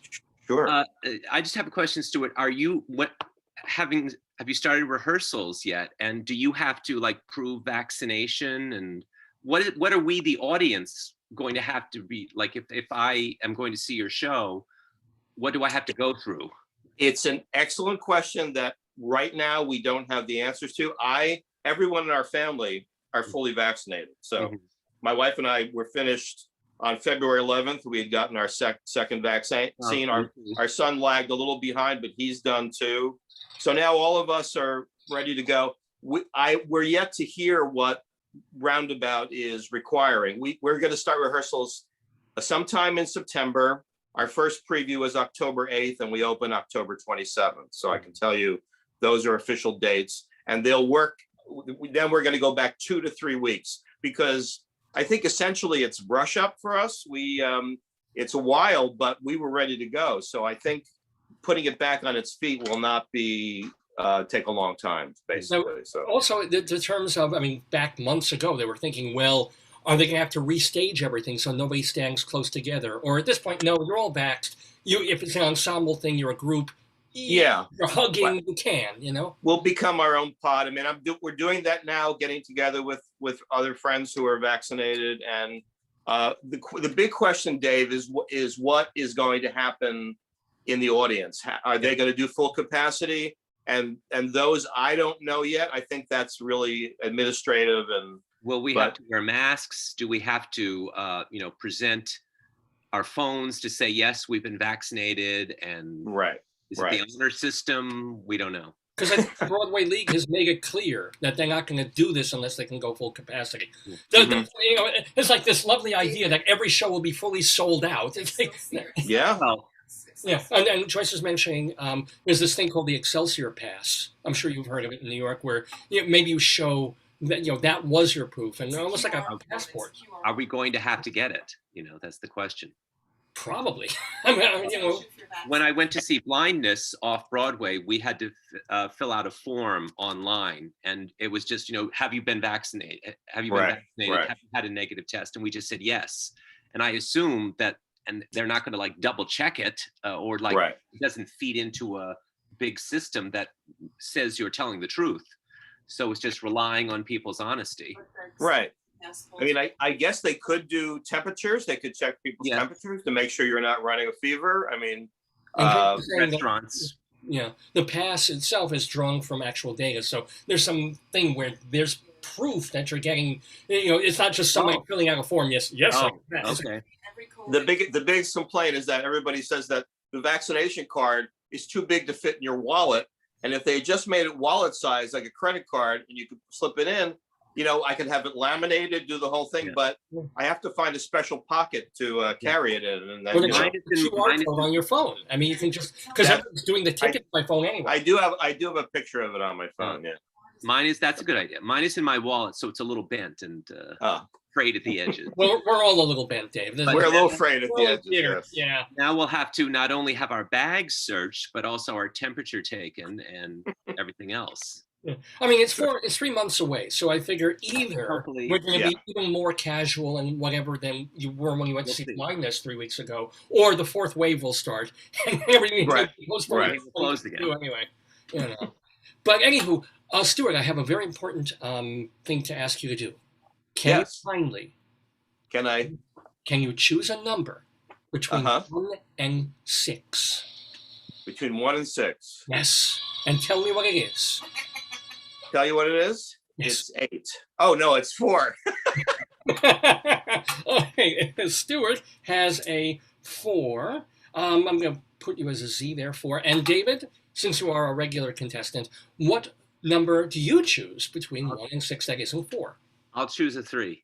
You'll choose a 3. Ooh. So here the gauntlet has been thrown.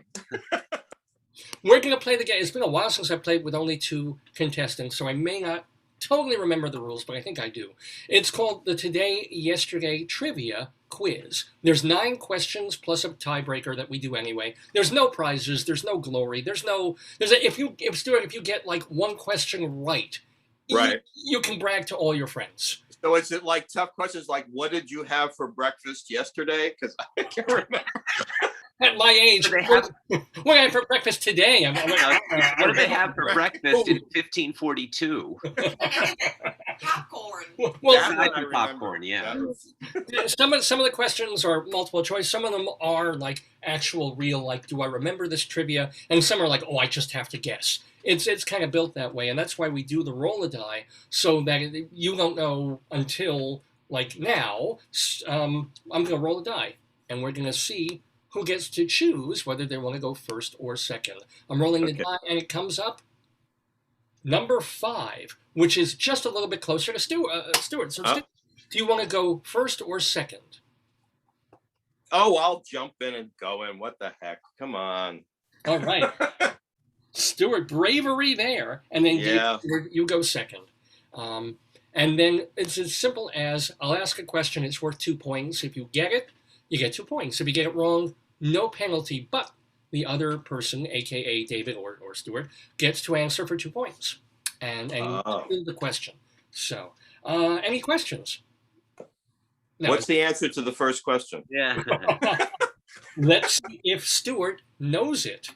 The year, and you'll remember this, Stuart, the year was 1176. Oh. They made a musical about it. John Adams. No, 1176. Nearly assassinated in Syria today was this man, a Kurd, Sunni Muslim, and Sultan, who spent decades leading his people against European crusaders. Name him. Is he green? Name him. Yeah. 1176. Yes. So he's not still alive. Right. Yeah. He passed recently. Moshe Rosenberg. He changed his name, obviously. Yes. Let's see. 1176. Attila the Hun. Ooh, that was quick. Is that your Final answer? Is it? Yes, it's my final answer. Well, darling, sweetheart, hun, I'm afraid that is not the correct answer. So, David Sheward, I'll read the question again. Nearly assassinated in Syria today was this man who was a Kurd, a Sunni Muslim, and a sultan who spent decades leading his people against European crusaders. Name him. Suleiman the Magnificent. Is that your... Did he say Cinnabon? No, that's Cinnabon. No, not Cinnabon the Magnificent. Suleiman the Magnificent. Oh, Oh, I'm sorry. I can say, is Yes, that that's my final answer. Well, I'll say this. You have heart and you got soul. That was awful. But you do not have the correct answer to that question. The answer, let me see if I'll throw this open to both of you. It's a hint would be digestible greenery. Digestible greenery? Vegetable the Magnificent? Close. Well, not, well. Broccoli the Magnificent? Put them together. Broccoli, leaves in a salad? Salad Man the Magnificent? Salad Man the Magnificent. Really? Throw fruit salad the Magnificent. Sally Man the Magnificent. But that's what I said. Stuart, you want to chime in? Solomon? No, oh, that'd be no. Salomon? No, the fellow was Salamander. That's a fish name. Salazar. No, Saladin. Oh, Saladin. Oh, Saladin. oh, Noisy salad. Yes. Saladin. Saladin. Okay, whatever. Okay, let's get way past that I question. think there was a Mr. Peabody episode where he did visit him, but I'm not sure. Oh, yeah. David is an absolute Peabody. Oh, what's Rocky and Bullwinkle aficionado. Right. And Carol Burnett aficionado too, by the way. Yeah. So let's. So, Dave, I have a question. Do you have any hard questions? Some of them are easier, some of them are harder, some are multiple choice, so you at least have a 25% shot. Okay. But this next question goes to David, Okay. our reigning champion. All And we right. move all the way up to 1849. Okay. Question. Registered today is patent 6469, a device to lift boats over rocky shoals. What's special about this patent owner? Who was it? Multiple choice. Was it A, Herman Melville, B, Abraham Lincoln, C, Ralph Waldo Emerson, D, P.T. Barnum? Huh. Well, I don't think it was Abraham Lincoln. We would have heard about it. I read a couple biographies of him, or maybe it is. Maybe I missed it. Maybe Doris Kearns Goodwin missed it. But let's see. So Lincoln, Thoreau. No, Emerson. So I'll read Lincoln, the Emerson, Melville, or Emerson or Barnum. Or Barnum. And I think if it were Barnum, it would have been in that musical with Jim Dale.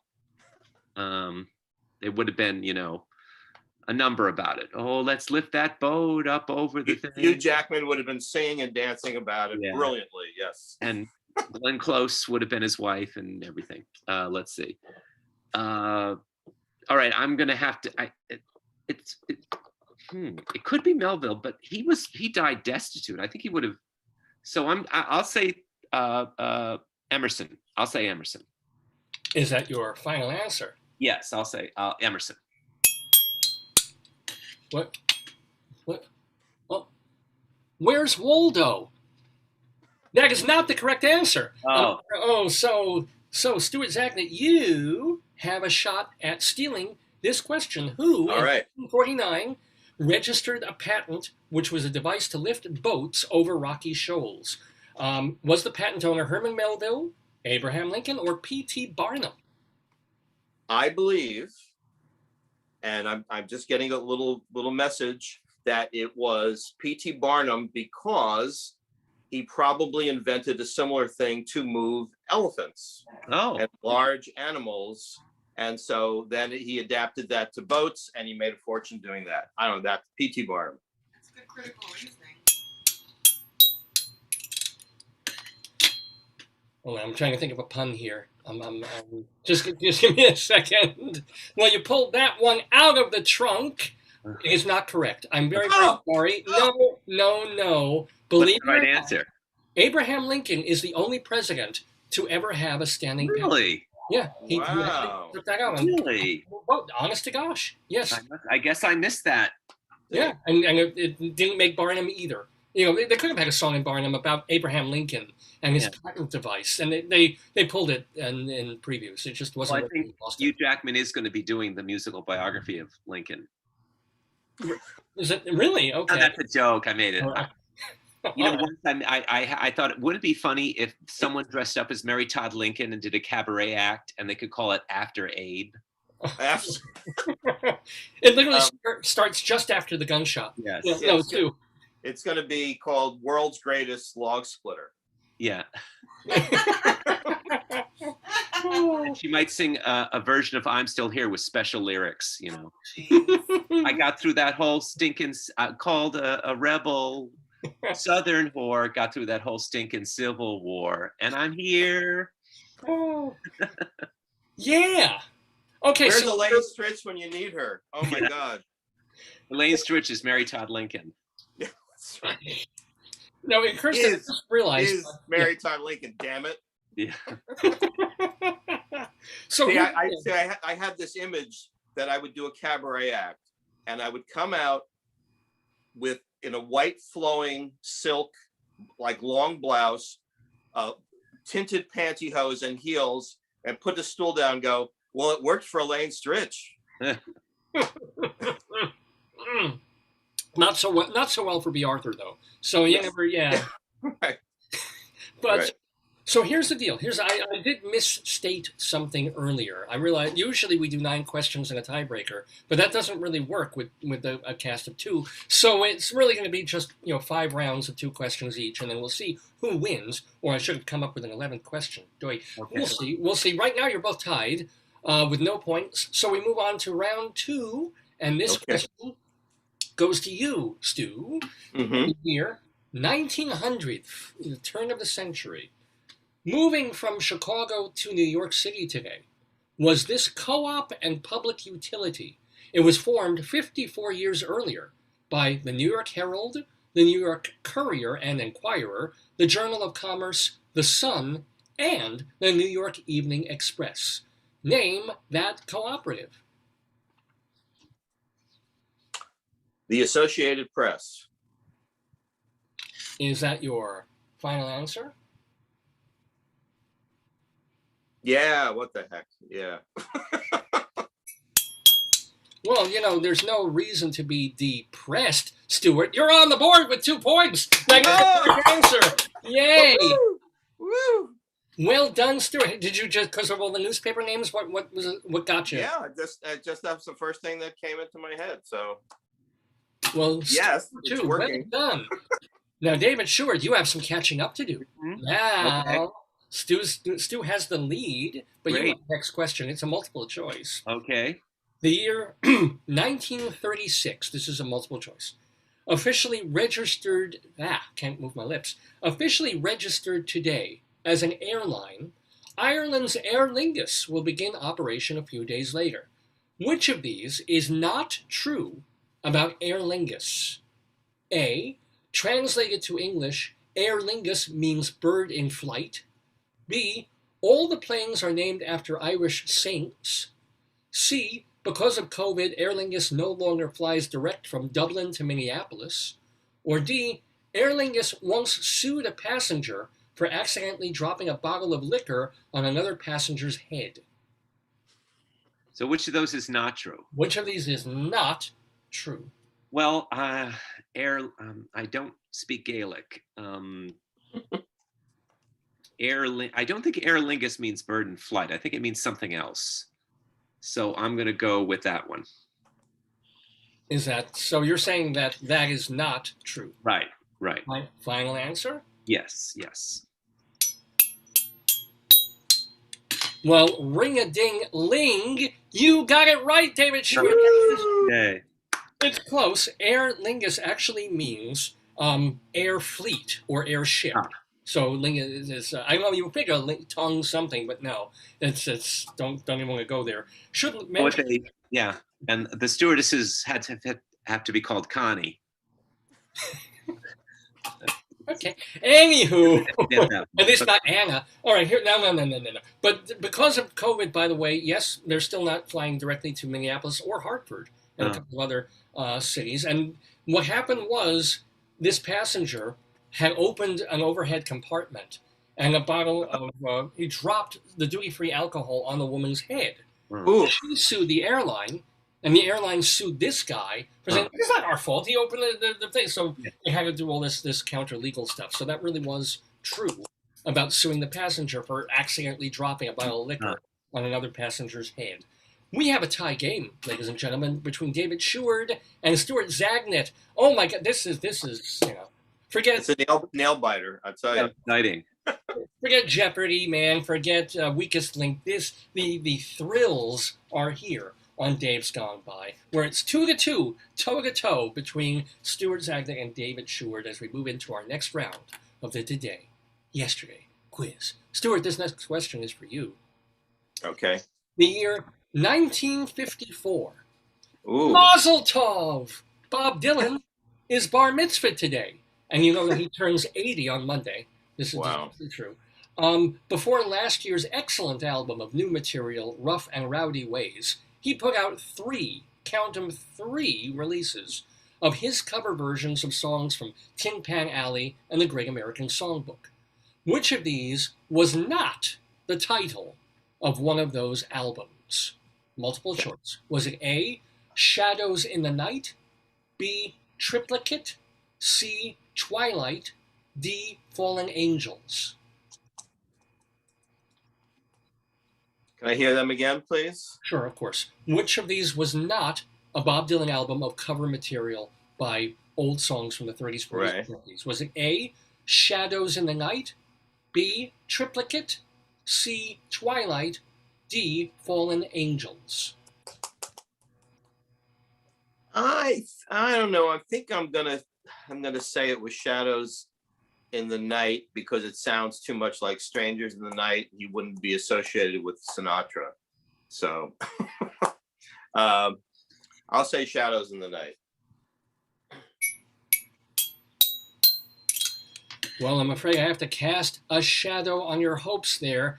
Unfortunately, Stuart, that is not the correct answer. That is indeed one of the recent Bob Dylan albums. David Sheward, do you want your shot at this one? So he did 3 albums that all had classical Great American Songbook songs. Right. And one of these is not the title. So what are the 3 that are left? The 3 remaining possibilities are Triplicate, Twilight, Fallen Angels. Huh. It sounds like it could be any of them. Triplicate, maybe that was the 3rd one. Twilight or Fallen Angels. Twilight is so broad in general, could mean anything. And Fallen Angels sound like it doesn't belong at all, and therefore it probably is. I'll say Twilight. Is that your final answer? Sure. Well, Twilight Up the Sky. Good guess. Good thinking. Wow. Sure. Twilight is not, I made that one up. Triplicate, they called it Triplicate because it was a 3 CD set. And there were 3 different releases. One of them was a 3D CD set. So there were like 5 different albums of Dylan doing material, which eventually, finally, he moved away from. Last year's very good album. It sounds a little Office Depot. So that's why it threw me. It just was a little too businesslike for Dylan. Yeah. So what sort of songs did he sing? Oh my gosh, that Old Black Magic, if you can imagine Dylan doing that. That Old Black. Oh, I can't do Dylan. That Old Black Magic. Yeah. Yeah. They're still doing Dylan from 1966. On the street where you live. Yeah. Now it's more like, on the street You. Yeah. I have often walked down the street before.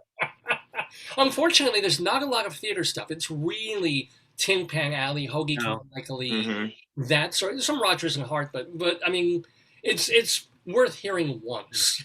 The Lady Yeah. and the Tramp. Yeah. But that's some good. So, he does Once Upon a Time from I think the Apple Tree. No. Oh, It was a wow. beautiful song, but he does it. He does it. It's okay. Yeah. Anywho, we got. Oh my gosh, go figure. David Sheward is leading in the game, but Stu. Oh no. Oh my gosh, no. But David, you get this question directly. Okay. So you can build upon your lead if you get. Do I have 4? You have 4. Stuart Okay. has 2. All right. We move all the way up. Oh, you'll get this. All right. Right. Here we go. The Okay. year. See, some of these, Stuart, are. Well, I'm not saying it's going to be easy because sometimes when I say that, people are like, yeah. Right. So, but David, this one's for you. 1995 was the year. Hard to believe, but 26 years ago tonight was the televised 25th anniversary reunion for the cast of Laverne and Shirley. Mm. 1 point each. What were the characters' last names of Laverne and Shirley? Feeney and DeFazio. So who's who? Shirley DeFazio and wait a minute. Laverne DeFazio and Shirley Feeney. Is that your final answer? Yes. Haas and Pfeffer Incorporated, you are correct. I almost lost you there, but you did get that, David Sheward. Can you believe it? 26 years ago that it went on the air, but they already had a reunion special of Shirley. So feels so old, but yeah. I didn't really watch it that often, but it was okay. It was okay. It wasn't great. Everybody was watching Happy Days. We all watched Laverne and Shirley too. It was and what was the name of Squiggy and Lenny and Squiggy? Who? Lenny and Squiggy. Yeah, they're doing their own spin-off reunion. So, by the way, I just want you to. They can't be. Squiggy's dead. Oh, you're just joking. I'm sorry. It's a joke. No, it'd be great. I mean, Michael McKean has been busier now than he ever was. Oh, yeah. So, but no, it's a shame we did lose. And they did, I think on The Nanny or something, the guy who played Squiggy played a guest role and sort of made a reference to their relationship. Oh yay. Nice. Oh yay. Nice. Well, cool. Well, here's your problem, Stu. David, as usual, is starting to run away with the game. He's got 6 points. You have 2. But the game is far, far from over. Yeah, but that said, he just did two things in a row. So I. Yeah, but there's still more questions. We're only it's fine. Here we go. So Stuart, let's see how you do. Yep. The year. Oh, this will be a fun one. The year was 2002. Ooh. A year after her murder, the body of an FBI intern was found today in Rock Creek Park. Her boyfriend, Congressman Gary Condit, didn't do it. Ingmar Guandike may have. Who was she?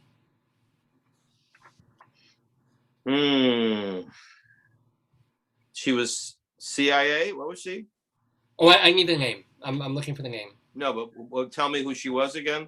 She was FBI. Okay, I'm sorry. 2002 was the year. A year after her murder, the body of an FBI intern was found today in Rock Creek Park. Her boyfriend, Congressman Gary Condit, did not do it. But Ingmar Guandike may have. Who was she?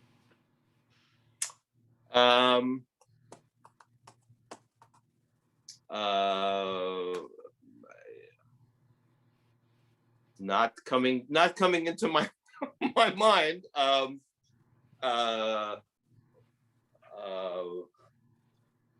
It's not Joyce DeWitt. No. So the witty answer, though. Yeah. Yeah. I don't know. You don't have a pass? You don't have a guess. Yeah. Okay. David Sheward. Now this is I do remember the name Gary Condit. Now that you mention it, but I don't remember the girlfriend's name. Oh, what was the girlfriend's name? I remember being in the news vaguely. Your muffin's done. Yeah.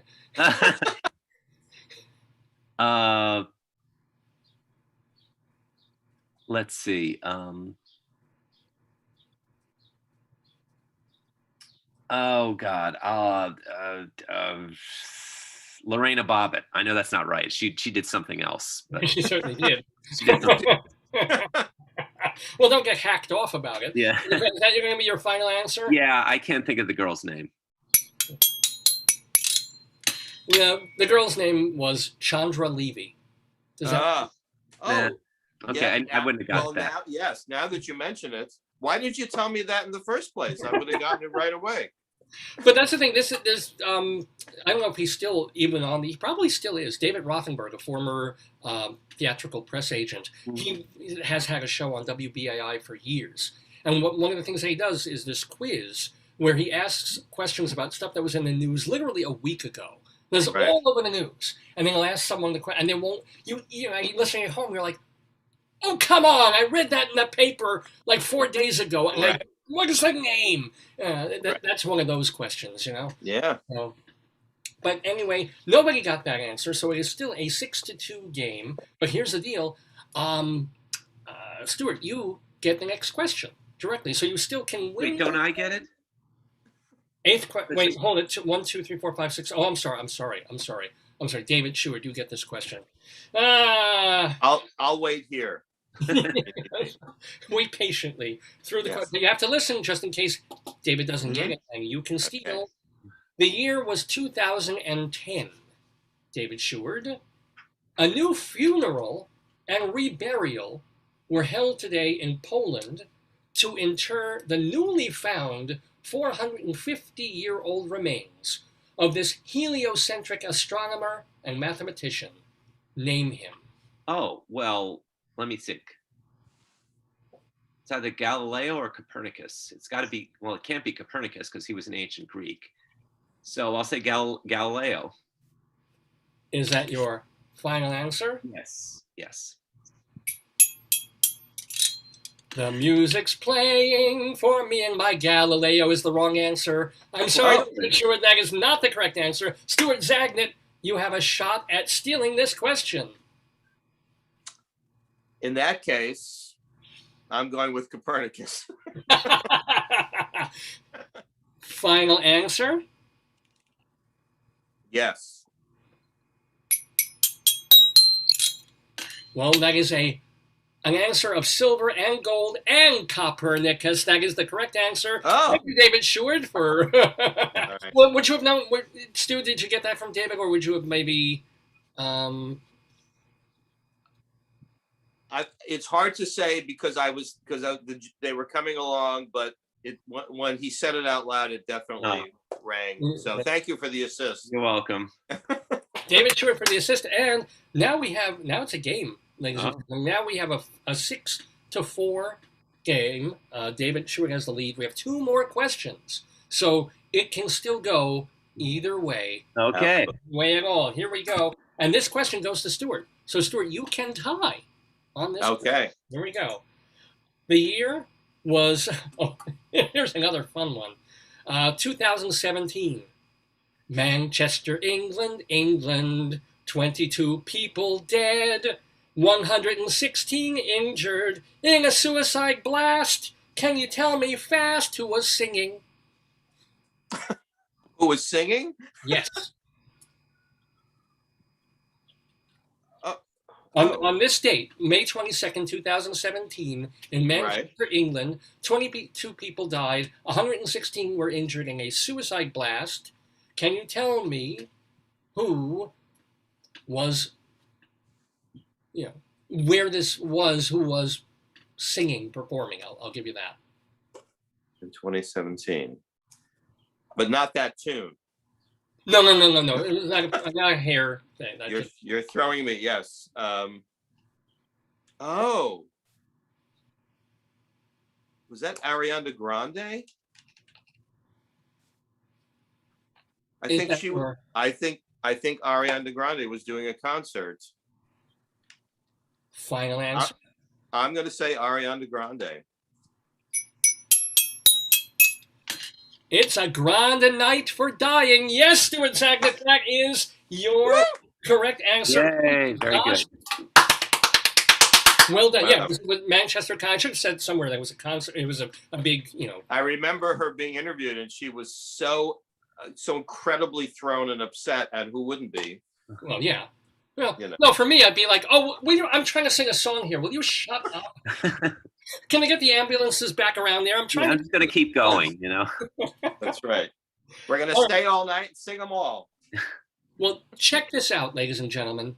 We have one more tie in the quiz. Really?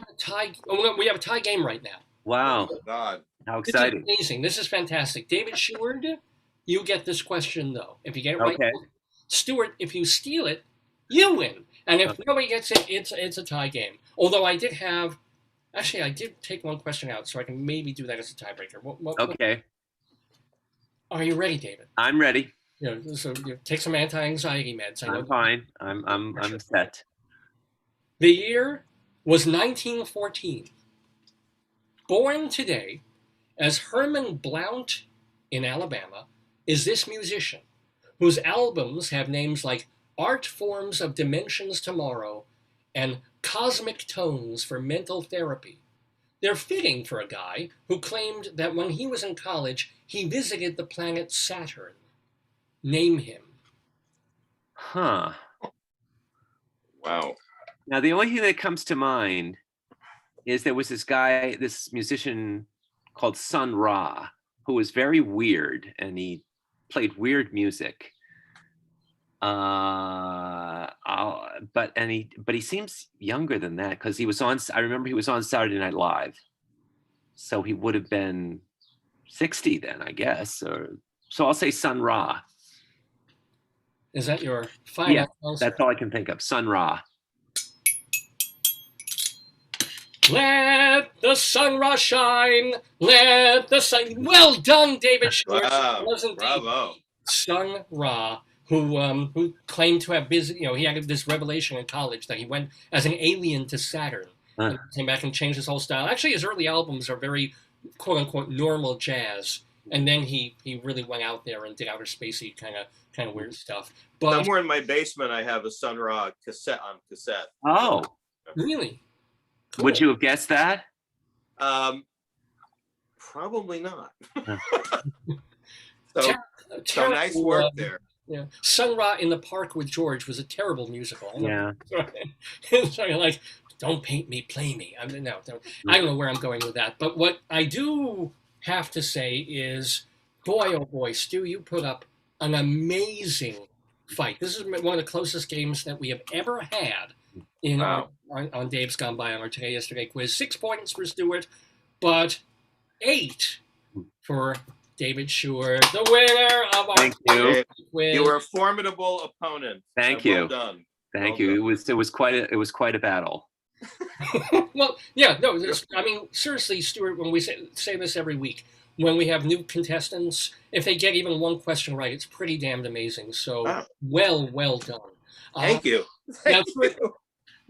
First of all, thank you so much for being back with us. Would love to have you come and play the game again whenever you're free and available. I know maybe your Saturdays you're going to say, starting in October, you're going to be saving your throat because you'll be, Carolining and changing. Yeah, I have a little window now, which is still fine. So yeah, that would be fun. I would love to do that. Would love that. And my other plug was around the same time that Caroline will be airing. We'll be showing. I am going to be doing the 3rd episode of the new season of Marvelous Mrs. Maisel. Oh, so you can check me out there. I'll be doing a little guest appearance. I probably shouldn't say more, but it's the 3rd episode called "Everything Is Belmore." Belmore, Long Island. Excellent. Yeah, and you have to watch it because it really happens towards the very end of the episode. But it's worth the wait. Of course, right. Stuart Zagnit is always worth the wait. This is a man who's been on Broadway in, Wicked and Seussical and Wild Party, right? And one or two more. People in the Picture. I did The Grinch, but we did The Grinch at Madison Square Garden, which that's close. Yeah. It's Broadway-ish. Broadway-ish, yes. and now Carolina changed. So and you know and some the king of off Broadway too. I've done a lot of off Broadway work, including the original Little Shop of Horrors. I was the last Seymour in the original production. Wow. Which is a great memory because it just was such a fantastic show to be part of. So. Well, I saw it at the Orpheum. Sorry. Yeah, that's right. Yeah, if you saw it at the end of the run, you saw me, but you probably saw. I think I saw Five-ish People. Well, well, I was Seymour's. Five-ish I worked with as he was Mr. Mushnick. So he was Mushnick longer than any other actor. He didn't start it, but he took over when Hy Anzel left and did it till the end of the run. And I think Faith Prince was the female lead when I saw it. She took over for a while after Ellen Green, and then there was Marcia Skaggs. Now she's Marcia Waterbury, and I worked with one of the covers who moved up, Kathy Maloche, and we had a great time. Ron Taylor, who was the original voice of the plant, had left for a while and was back in the show towards the end, which was great. And it was really a very memorable thing to be part of. Before we let you go, do you have a story about your months in Little Shop, the original Little Shop? Do you have any great funny anecdotes, weird things that happened, stories about Five-ish, story about Faith Prince? Five-ish particularly. Five-ish was an amazing personality and character, and loved him. He would stand out in front of the Orpheum smoking a cigar in his suit, and he'd greet people before the show. He'd smoke a cigar and chat with people, and he had a ritual. Well, I remember coming into the theater, and I got to the theater before he was, and we just had one little table behind the curtain. Basically, it was our dressing room, and it was split in half, and the women were on one side. And I got there, and he wasn't there yet, but his shoes, his size 14 shoes, were sitting on the floor. And I looked at the shoes, and I exploded. It's the funniest. It's like the circus was in town, and at about 15 minutes, somebody would come by, a stage manager, say 15 minutes, and he'd get up and he'd go to the curtain and he'd part it and he'd go, "Bess, you is my woman now," and then he'd sit down. And then at curtain at places, the stage manager would say places, and he'd get up and he'd slam his fist on the dresser and he goes, "I'm not afraid of Stuart Zagnit. I'm a star." And he'd run off. Every night. I loved him so much. I love that man so much. Thank you for sharing that. No, seriously, that's what I love about doing Dave's Gone By. It's having great people with great stories, and of course you were playing back then Seymour. I just hope we see more and more of Stuart Zagnit, of course on Broadway, Caroline or Change. Hear more of you doing Professor Oakes, is it Oak or Oak singular, yes. Oh, Professor Oak. Well, I'll give him your regards, and Ash and Pikachu say hello too. And David Sheward, before, not to leave you out of this, everybody remember to read him in theaterweekly.com, culturallife.com. Did you review anything? No, it's theaterlife.com. And Cultural Weekly, which actually I believe is undergoing a change and will become Cultural Daily. Oh, sweet. Okay. Right. Did you write anything for them this week? Did you review anything? I am working. I had something in Theater Life about the whole list of all the upcoming shows and the news, and sort of a rundown of the dates of all the shows that are reopening, and that may go in Theater Daily soon. Just have to update it. Awesome. And look out for your blog, The David Desk. I'm working on reconstructing the Carol Burnett show, and wow. A little, it's all scattered everywhere with the little half-hour episodes, and on DVDs they have the whole episodes and what's missing and what's not, and trying to put it in order because it's one of my favorite shows, and there's material that's been missing for 20 years or so that finally is coming back, and just writing about it.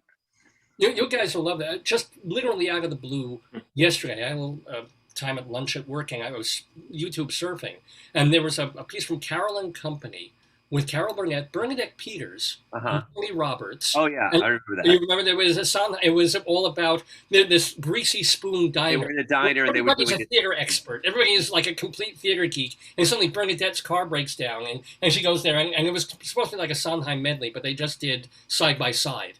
But it was still great. It was Tony Roberts, man. Yeah. It was very cute. It was very fun. I got to meet her once. We were doing Grinch out at the Pantages, and her husband, who was the drummer and contractor for the orchestra, so he was playing the show, and of course she brought her to the show, and meeting her backstage was just like, you almost don't know how to speak, you know, because she's so beloved, but she was so sweet, and I have some sort of fuzzy picture, you know, out of focus picture with her backstage, and it just made my whole day. Actually, I have to ask, are you talking about Carol Burnett or Bernadette Peters?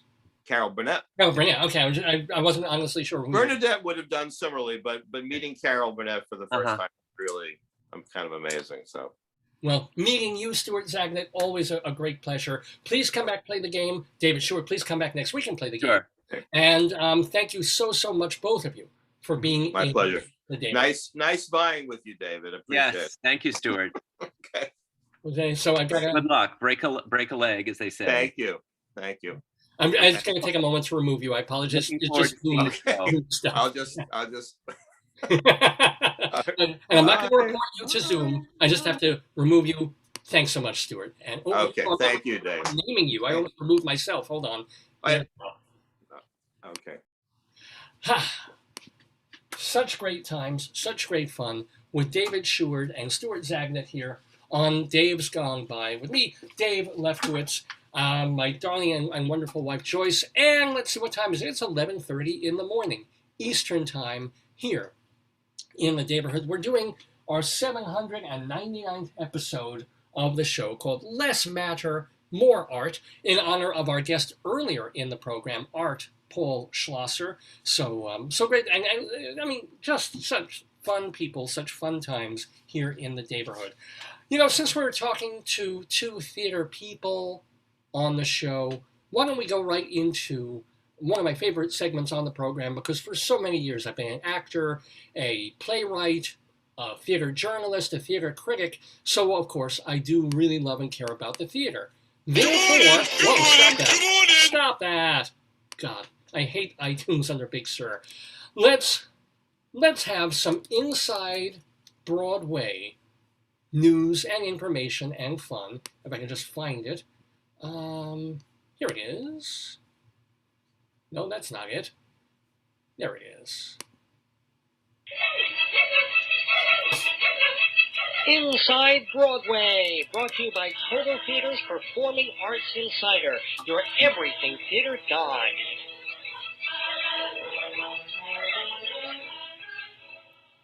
Yes, indeed, a little bit of our older version of the intro music there. The music, by the way, from the intro to the musical 9, in case you ever wondered about that. So here's the deal. This is just a segment where, as I mentioned, I care a lot about the theater. I love sharing news and information about Broadway with you. Because you know what? It's only a few days away, maybe a week or two, when you can start buying tickets to see Broadway shows again. And there's some little off-Broadway things happening. Outdoors, some of them indoors, some of them distance. The cabaret places are opening. As a matter of fact, in June, Feinstein's 54 Below is going to open. And several of the folks who have been on this program, our friends of the Daverhood, will be doing gigs there, including Andre DeShields, Alice Ripley, and Beth Malone. All of them are booked in like June, July, August for Feinstein's 54 Below. Broadway coming back, reopening September 14th. Bunch of shows are literally going to start performances again on that date, and then a whole bunch more in the weeks ahead after that. We just got word, in fact, this past week, that our friend of the Daverhood, Ruben Santiago Hudson, is going to be doing the show that he did off-Broadway, award-winning show called Lackawanna Blues. He's bringing that to the Broadway stage, courtesy of Manhattan Theater Club. They're going to put it in their Broadway theater, the Samuel J. Friedman Theater, starting previews September 14th, Lackawanna Blues. And it's a tribute essentially to the woman who raised Reuben Santiago Hudson. Her name was Miss Rachel. It's supposed to be a wonderful show. It will be on Broadway. Solo show that he's directing, he's in it, starting on September 14th. So yay, it's really happening. Well, we got to bid a farewell. It feels like it already happened a while ago, but it was literally after last week's show. We got word that our friend of the Daverhood, Charles Grodin, passed away. I think we all know this. He was 86 years old. He died on May 18th. He was born to Orthodox Jewish parents. His family, one side of it, was a long line of rabbis in Pittsburgh, Pennsylvania. He studied acting at HB with all the usual acting teachers of the time. And then he did a lot of TV series work in the 1960s. He was on The Virginian. I never saw it, but pretty well-known show. And then he did a bunch of movies, of course. He did Rosemary's Baby. He was in The Heartbreak Kid, of course. Heaven Can Wait. He was in Elaine May's famous flop Ishtar, which isn't that terrible. And he was in, of course, greatest Charles Grodin movie ever, Midnight Run, with Robert De Niro. Just a fun.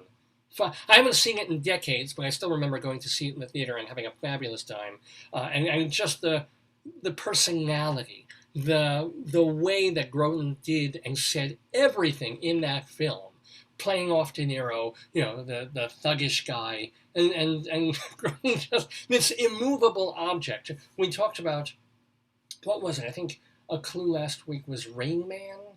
Something to do with Rain Man, something came up. And the projector for that character had to be Charles Grodin in Midnight Run. So, and he was in Beethoven, of course, kind of a late period family surprise hit. He was in that. But this is our Inside Broadway segment. So yes, Charles Grodin had a talk show on CNBC in the mid-1990s. Let's talk about Charles Grodin in the theater. He made his debut in 1963 in a show with Anthony Quinn called Chin Chin, which was actually kind of a minor hit, and the critics really liked it. It's been forgotten, but he was in there. He was in a 4-month run of a play called Absence of a Cello in the year I was born, 1964. By 1968, because he had all this actor stuff and training, he was directing. He directed the show Lovers and Other Strangers in 1968 with Joe Bologna and Renee Taylor. They created it. Renee Taylor, also our friend of the Daverhood. Dick Van Patten was in that. He's been dead a few years, but he was also on this program years ago. And then I had no idea about this. He directed and co-produced the 1974 Herb Gardner hit called Thieves after Michael Bennett dropped out, like the chorus line guy and the Dreamgirls guy. He was supposed to direct it. He left, and then Grodin took on the directing duties on that show. Dick Van Patten was in there, as well as Marlo Thomas, Richard Mulligan, Professor Irwin Corey. And interestingly enough, Charles Grodin has said that directing Thieves was, quote, the most gratifying experience I've ever had in the theater. So it worked out pretty well. In 1975, this was his real big theater credit. He and Ellen Burstyn were the original couple in Bernard Slade's Same Time Next Year. They didn't go in the movie. Burstyn was there with Alan Alda, but he was the original guy and they both stayed with the show for about 7 months. His last Broadway show was in 1977. Don't know why it's been so many years, but he produced and directed a play called Unexpected Guests, which featured Zora Lampert and Jerry Stiller. In 1996, he also did off-Broadway. He wasn't a snob. He wasn't like, well, I only do Broadway. He loved theater. So in 1966, he was in a show called Hooray, It's a Glorious Day, and all that, about an office romance. I think he wrote that one, in fact. In 1990, I saw this show. It was mad, but he wrote and appeared in a show called The Price of Fame, which the Roundabout Theater Company mounted. And it was literally all about like a famous guy who was trying to deal with being famous. And then in 2006, he had one more play called The Right Kind of People, which Primary Stages mounted at 59 East 59th Street, and was all about problems with a co-op board. And what's kind of interesting is, the reviews for that period, for 2006, said the play was kind of lightweight. It had some stuff, but not enough substance in it. Can you really get a whole play out of a co-op board? Well, we're going to be waiting for a few more months for Tracy Lett's play, The Minutes, which I believe has to do with an HOA or a co-op board. So we'll see if Tracy Letts makes hay of that in a way that perhaps Charles Grodin couldn't back in the day. One thing I'll also say is, as a Letterman, big David Letterman fan back when I was going to college, in those heady 1980s, 1990s years, well, post-college then, but Charles Grodin was always like one of the most prickly, interesting guests, because you knew he was playing, you knew he was funning and teasing, but you also had the sense that there was a certain dark, prickly personality underneath. So he was gonna not just play along and be the typical guest, he was gonna be the anti-guest when he went on Letterman, and it made for great television because it was funny but also unsettling sometimes and a little bit disturbing. It's like, well, did they really not like each other? But he keeps getting invited back. So it was great. It worked. It was Charles Grodin, whose autobiography has one of the great titles ever, It Would Be So Nice If You Weren't Here. Well, Charles Grodin, alas, is no longer here. We say farewell to him from the Daverhood. By the way, something that we were going to say farewell to, like a year and a half, 2 years ago, was this little journal, Performing Arts Insider, the Bible of Broadway. It's been around since 1944.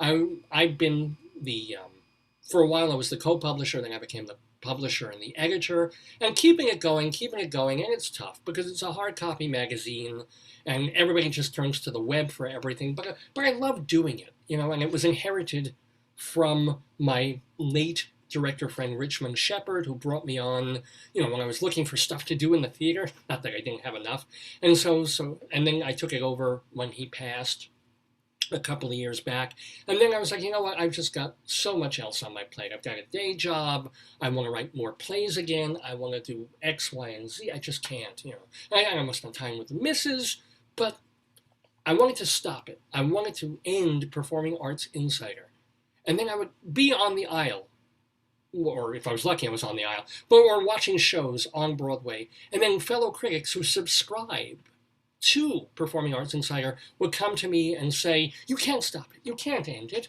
I need this, I've been using this is my Bible of Broadway, and one or two of them had tears in their eyes. It was like, you can't kill Performing Arts Insider, this is the most useful thing, I use it every day. So I didn't. I kept it going. I even kept it going when I really could have killed it the past year during the pandemic, because what was there to write about Broadway or off-Broadway? But then we had a section of virtual shows, plays and musicals that you can watch on YouTube. There's a whole list of them. Did you even know that some of these shows were there?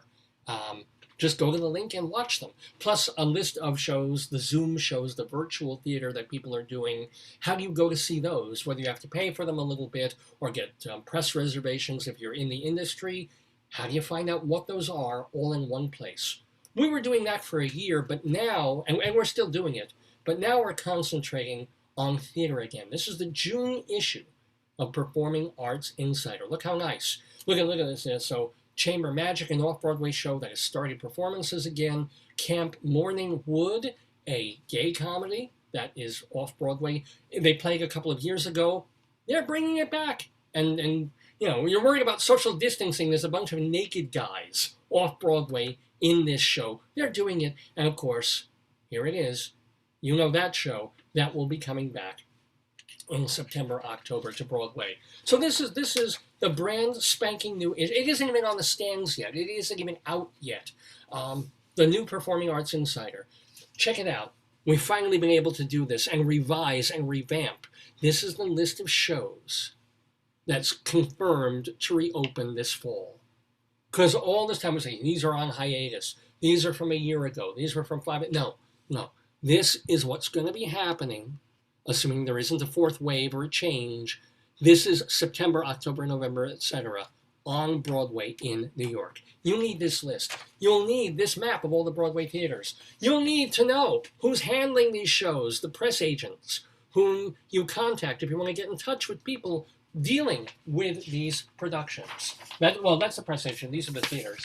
Those are the press agents. A list of all the shows and the dates they're reopening. This is so exciting, ladies and gentlemen. The dates are there again, when shows are starting previews, when they're reopening, when they will be opening. It's just so great to put a list like that together again for Broadway, and off-Broadway too, and off-Broadway. Nowhere else you can get this information except the pages of Performing Arts Insider. And of course, we're known for our very comprehensive listings, all the information about every single production on, off Broadway. So for example, coming up in September, we have the revival of Caroline or Change. Where is it? Gotta find it. Here it is.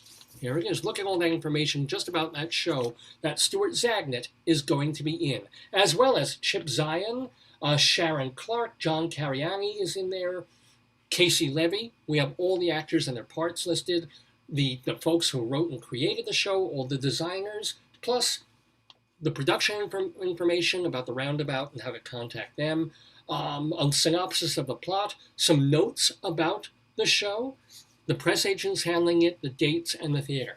Now, okay, that's just for Caroline or Change. We do it for every single production on, off, and off Broadway. That is why you've got to get yourself a copy or a subscription to Performing Arts Insider. Go to performingartsinsider.com. You can either get the hard copy edition or we will email you a PDF copy of the issue. You save yourself some money by doing that and save some trees. Either way, we'd love to have you or have you back getting Performing Arts Insider, the Bible of Broadway. Well, we return to Broadway for a little bit more of Inside Broadway on this episode of Dave's Gone By. So, one of the shows that will be opening, that has now chosen its dates, starting previews December 6th, controversial as it may be, MJ, the Michael Jackson musicals, will indeed start previews at the Neil Simon Theater. It's got 25 classic Michael Jackson songs in it. They're actually, if you go to the website, they're even auditioning understudy Michael Jacksons and young Michael Jacksons. So, and I think probably if you are a young Michael Jackson, you're safer trying out for this musical than you would have ever been in Neverland. So it's MJ, the Michael Jackson musical, starting previews December 6th. It is official. We'll see how they manage with the legend and the other stuff. By the way, speaking of legends, legendary rock pop performer Dion. He's had a bit of a life. Now he's having a bit of a show. It's called The Wanderer, and it's been in development for a few years now. Well, they're really moving it forward. It's going to have a pre-Broadway tryout in March of 2022 at New Jersey's Paper Mill Playhouse in Millburn, New Jersey. The book is by Charles Messina. It's directed by Kenneth Ferrone, and they've got people playing, like, Dion DiMucci, and the people who were with Dion and the Belmonts, and then he went into his solo career. Joey McIntyre, who I think is one of the new kids on the block, he's in the show. It's the life of this Bronx-born, kid-made-good Dion in the show The Wanderer. It's about 10 months away from trying out in New Jersey. If it goes well, wouldn't be surprised to see it on Broadway in fall of 2022.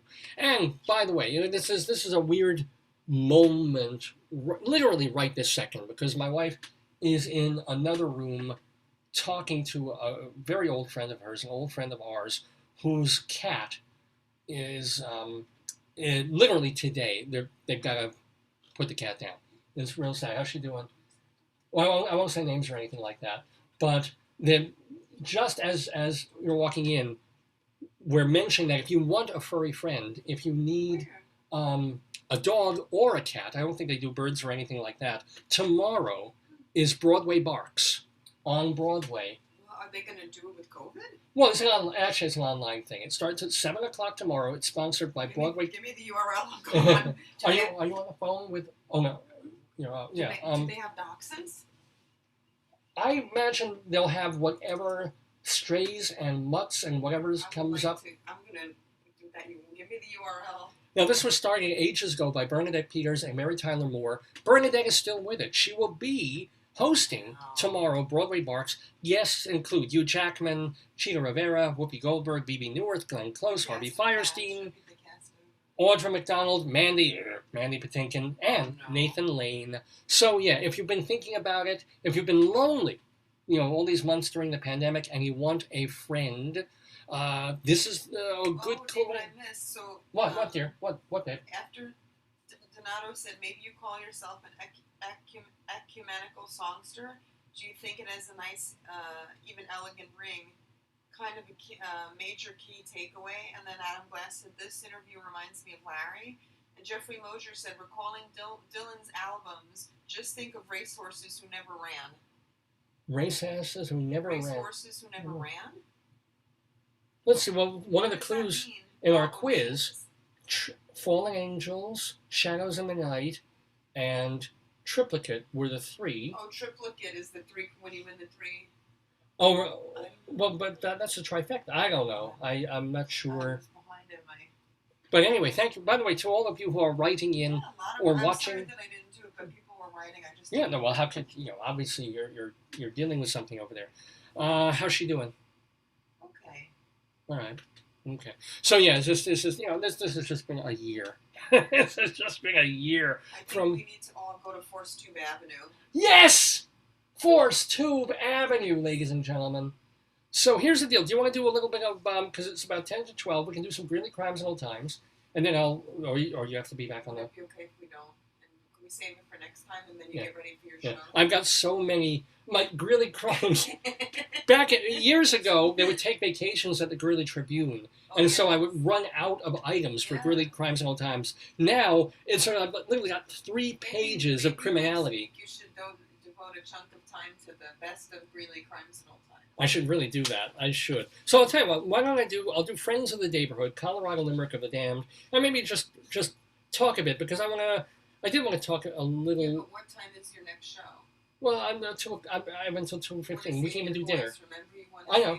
So I'm not going to do Greeley Crimes, but and I had a whole hour off. Stop. I know. I'm going to put. Wait. Let me hold on. Joyce is talking about because I have an audition later. The whole thing. I'm going to audition later in the afternoon. So I don't want to blow my throat out, but I also wanted to talk it out so I don't get the coffee choky things. I'm like James Brown. I'm like, I can't. Yes, I can. Yes, I can. Yes, I can.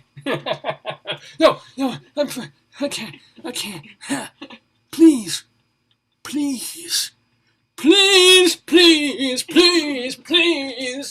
Yeah, I can do it. I can,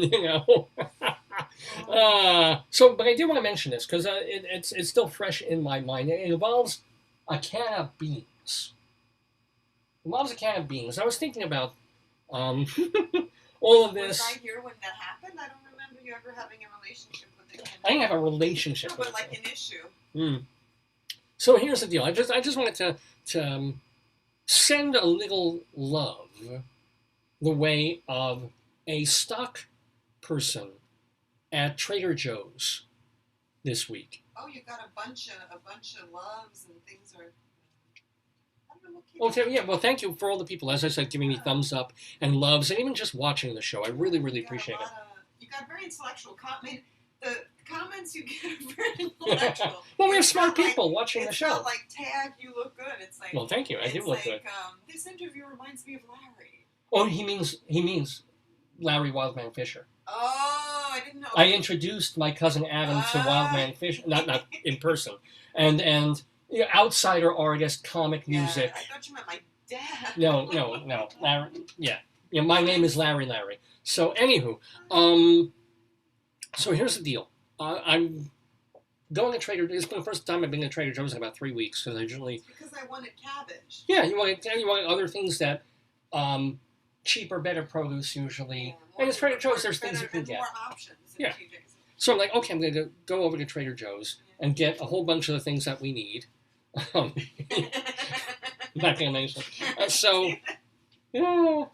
And so I want to give this idea of this who the hell do you think you are kind of idea. What's that? So I'm going down the aisles, I'm getting my stuff, it's fine. And then I want to go down one of the main aisles for Joyce because she's a vegetarian. So this is the aisle with the almond butter, the peanut butter, the jelly stuff. Hoot, hoot, hoot. And across the aisle from it is the stuff I really wanted to get was beans. Yes. Cans of beans. Because you don't like the beans from the supermarket. They're too salty unless they're the garbanzos.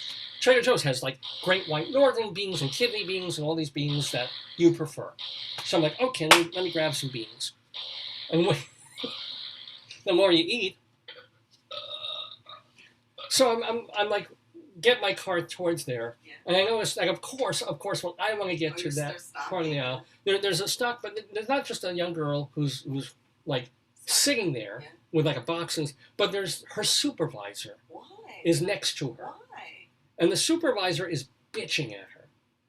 And I'm at like, Trader Joe's. at Trader Joe's. Usually at Trader Joe's they're more nicer. Yeah, in public, yeah, and this isn't like in the stock room. You think it's like front stage and backstage. Backstage they beat them, and front stage everyone's happy. And she's like, this is not how it's done, and the cans are like this, and it was just like it was Minutia. It was beyond Minutia. like correcting a mistake. It was microaggressive. It wasn't a race thing. It was just microaggressive. It's just excessive. It's over. Yeah. It's just abusive.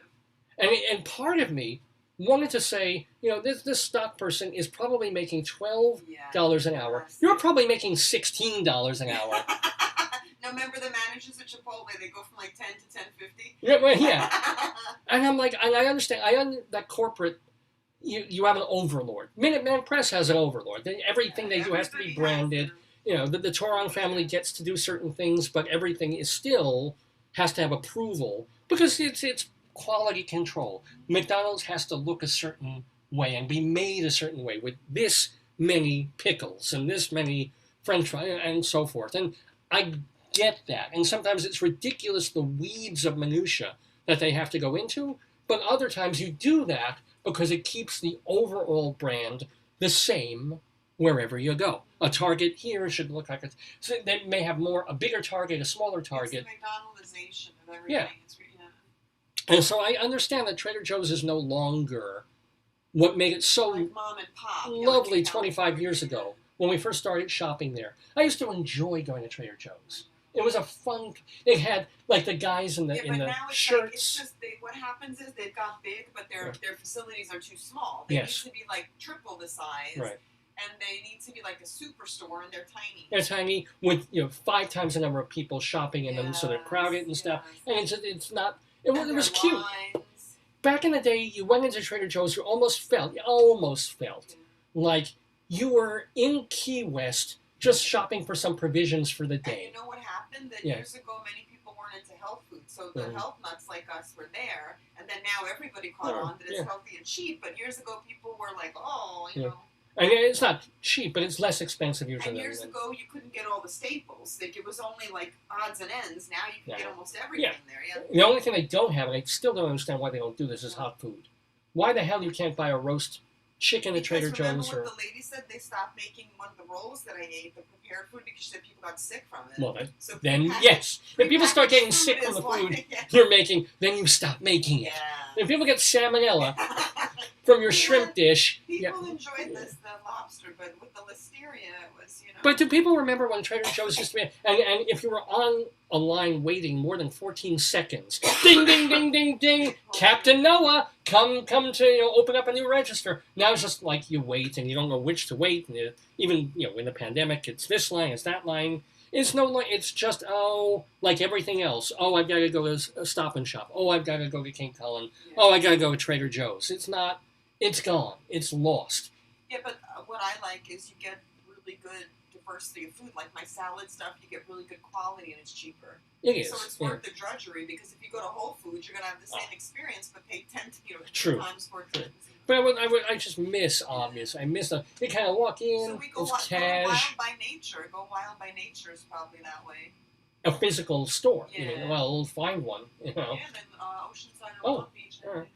But I'm in there, and so Trader Joe's can't be. It isn't what it used to be. It's still the place I can get chocolate-covered raisins. Why they can't find chocolate-covered peanuts, I don't know. Chocolate-covered almonds. almonds, but I'd rather peanuts. I think they sweat though. We used to get them at Sprouts. Remember, Sprouts had it by bulk. You could scoop up your stuffies. So find the Sprouts in Long Island. They don't have it, right? But maybe Trader Joe's they have. Asian person does. I don't know. So, but this is the place that's half a mile from. And there's a place called John D or something. It's a health food store. I've never gone, but I'm sure those places, if you go in person, you could probably do it.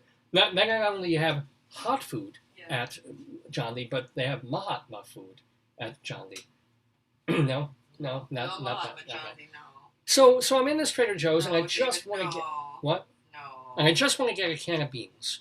Just want to, all I want to do is amount to a hill of beans in this crazy world. You got the veggies and stuff. You got other stuff. So I get, I get one can, but I'm seeing she wasn't really berating her. It was close. Was she upset, the girl, the worker? No, but she didn't seem happy. Was she embarrassed? Because see, the thing is, like, you can say, and this is what I said to a colleague who actually yelled at me. I said, look, please don't yell at me, and don't yell at me in front of other people, because it's doubly embarrassing. It's like you're ruining my reputation and my credibility. I'm losing face because it's in front of people. If you need to tell me something, tell me privately. Damn right. Don't, start losing your nut in front of everyone.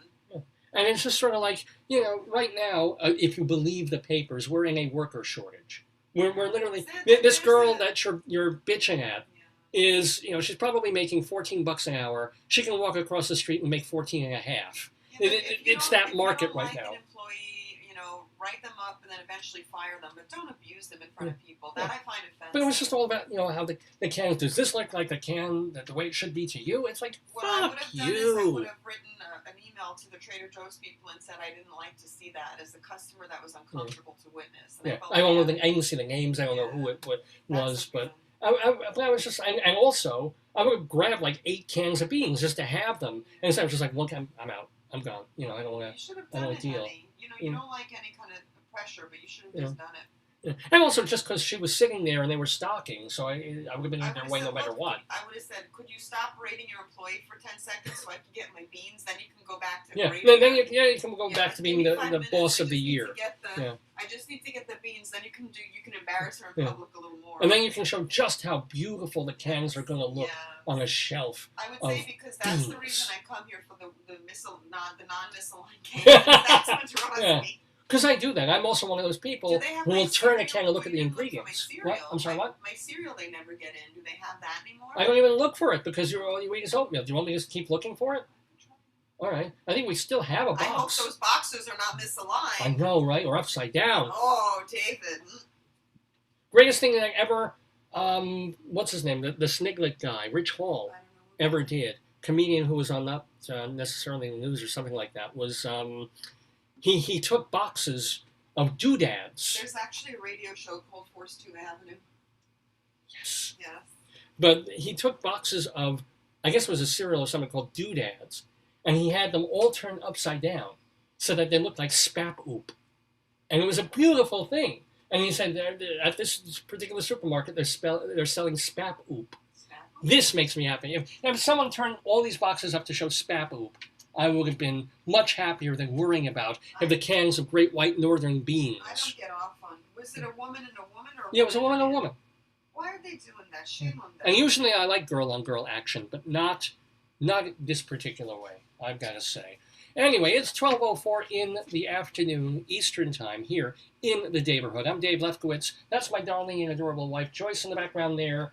You're watching the 799th episode of Dave's Gone By. Next week. That's insane. 800. That's insane. Which is a perfect lead-in for me to tell you. Will we have balloons? We could, if I go buy them. Maybe a helium. Well, no, helium would be too high. Just like we can make a fake balloon. Okay. Just, or something. Or what's 800? It's infinity. Yeah, right. We can do the 8 on its side. It'd be nice to have a racetrack with little cars, Yeah. Oh, because they do that. How about on the 8? One could be a little D with little black wheels. One could be a little G, and one could be a B, and they could be going around the 8. Little letters. Oh, that'd be so excellent. You can try that. I need to make a bigger 8 though. Like the 8. We could use the 8 we have, 800, and make little. I don't know, because last time I was sick when I ate too much. I'm rocking the octa. So here's the deal. Let's talk about the Friends of the Daverhood, because in our 800th show, we're planning for a very special, fun guest in the Daverhood to join us. One of the original members of the Fugs, the founder of the Holy Modal Rounders, will be with us. Peter Stamfel. Pete Stamfel will be the guest on our 800th show next Saturday, May 29th, right here in the Daverhood. Maybe we'll have some special call-ins. Maybe we'll do some other special stuff. But that's kind of cool enough. I've been listening. I don't know how I missed it or avoided this album all these years. But there was an album from the mid-1970s with Michael Hurley, Jeffrey, I forget his name, and then Peter Stamfel, all combining for this record called Have Moisey, that Robert Christgau, the notoriously, shall we say, not fickle, notoriously tough critic of The Village Voice, and then the so-called Dean of American Rock Critics, he doesn't give A-pluses out much at all. He gave one to Have Moisey. So I'm like, how did I miss this album all these years? I started listening to it, and it's pretty fabulous. Peter Stamfel's on there, Michael Hurley, Jeffrey Fredericks is that fellow's name. But also, Stamfel has just this long discography with the Holy Modal Rounders, the Unholy Modal Rounders. He did some stuff with Tuli Kupferberg and the Fugs. So he has a history in New York and in folk music. Pete Stamfel in the Daverhood next Saturday, May 29th. He will be a new friend of the Daverhood. Well, speaking of friends, let's tell you what some of our older friends of the Daverhood have been up to. What? Where's my Haydn? What? My Haydn has gone into Haydn. Where's my Mozart then? Do I have that? I do.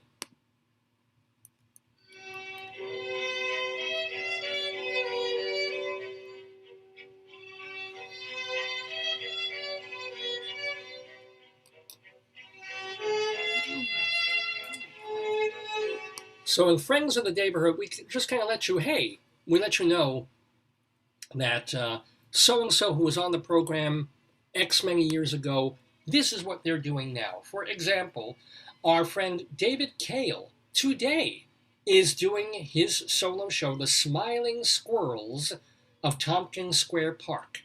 He's doing it at the Wild Project Gallery on East 3rd Street. It's in person. It's not a Zoom thing. It's the Smiling Squirrels of Tompkins Square Park, David Cale, live today at the Wild Project. Today and tomorrow, last chances to catch Daphne Rubin Vega in the play Two Sisters and a Piano. She's in there with Jimmy Smits, and they're doing it for New Normal Rep. NewNormalRep.org is the place to watch it. Also, today and tomorrow, Hershey Felder in Anna and Sergei, their biography of Rachmaninoff. Find out more at hersheyfelder.net. We'll let you know that on Monday, Scott Siegel's, I wonder if this is still true or if he's doing it by Zoom. Broadway by the Year with Scott Siegel, I don't know. If it is, thetownhall.org, but this may have been an old thing and that I never took away. So, but checking out Scott Siegel, he certainly will start doing Broadway by the Years again once Town Hall and Broadway crank up again.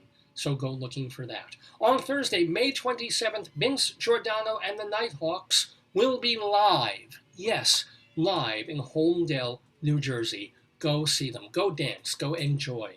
Also, on Thursday, we mentioned that our friend of the Daverhood, Stuart Zagnit, who was just on the show half an hour ago, he is in a reading, an industry private reading of Dorothy Dandridge, the musical, that our other friend Tamara Tooney is directing. That is happening on Thursday, so good luck to him on both of them on that. And then also on Thursday, Brown University alumni will be doing an online benefit for the Actors Fund. Lisa Loeb is taking part, as is Anne Harada, both of them friends of the Daverhood. Tickets are at Eventbrite, Brite, Eventbrite. And then, starting on Friday and running through next weekend, they are having the Lower East Side Festival of the Arts. It's going to be partially live and partially streamed as well, featuring our friends Penny Arcade and Phoebe Legere. For more information, please go to theaterforthenewcity.net. And then also this Friday only, Mike Agranoff is doing a house concert in Morristown, New Jersey. Go to folkproject.org to find out more. Well, just reminding you also that Evan Seplow is the founder and editor of StageBuddy.com, which is going to get more and more beefed up with things in New York. Dr. Demento, we mentioned him before with Art Paul, drdemento.com. You want to listen to all his older shows? You want to hear the new shows that he still does? drdemento.com. And Bob Cudmore doing podcasts of upstate New York history at bobcudmore.com. Well, my friends, those are the friends of the Daverhood.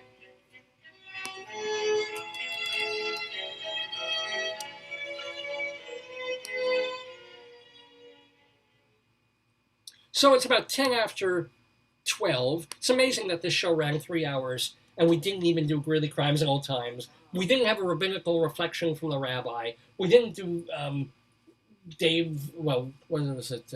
Dave Goes Off, or what's that thing that I used to read the story time? None of that. And we still managed to make the show 3 hours plus, because we're here every Saturday from 9 until noon on this Facebook page, Dave's Gone By. So have we gotten through the entire program? Oh, no. No, we have just a couple more minutes left because... Are you feeling poetical, my dear? Are you ready for some doggerel and some catterel on this Saturday morning? Because it's time for our Colorado Limerick of the Damned. And this week we go to Granada. Granada, Colorado, of course. Is Granada a drink, right? Or is it Granada? That's grenadine. Grenadine. What's But, Granada? Well, it's a country. Didn't we invade there somewhere? Granada, But there is a Granada, Colorado, and I'm going to tell you all about it in our Colorado Limerick of that. How did I lose it? Gosh darn it, how do I... Colorado Limerick of the Damned.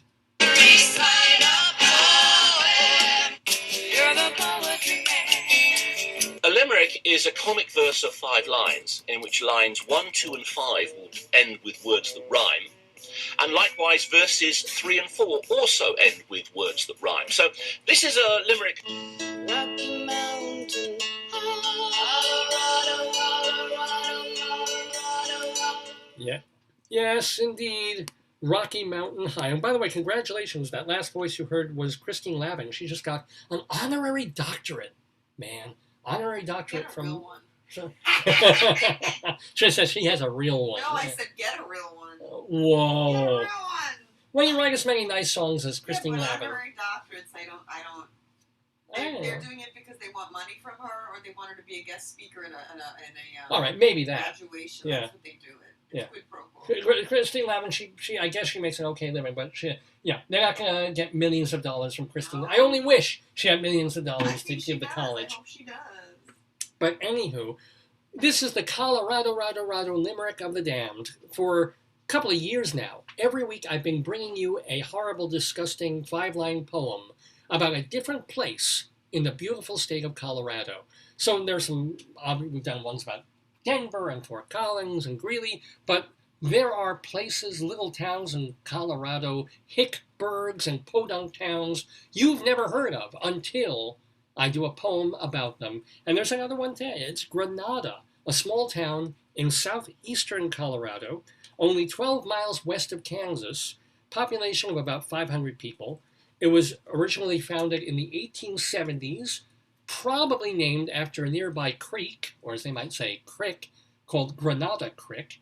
In 1942, it had a Japanese internment camp at Amachi, which is now a state park, the Amachi State Park, which is in Granada. It also has got, this is kind of cool, the Big Timbers Museum of Old-Time Stuff, the High Plains Snow Goose Festival, which actually I think would be really great, and the petrified wood gas station. So the whole building is like made of petrified wood. Because I know if I've got cars and I'm fueling up and sparks going on, I know that I own a building that's made entirely of wood right next to that. Anywho. But let me tell you one more thing about Granada, Colorado. I've written a poem about it. And actually, it's not a nice poem, but you don't have to get the kids out of the room or anything. It's just, and it's perfect for the times.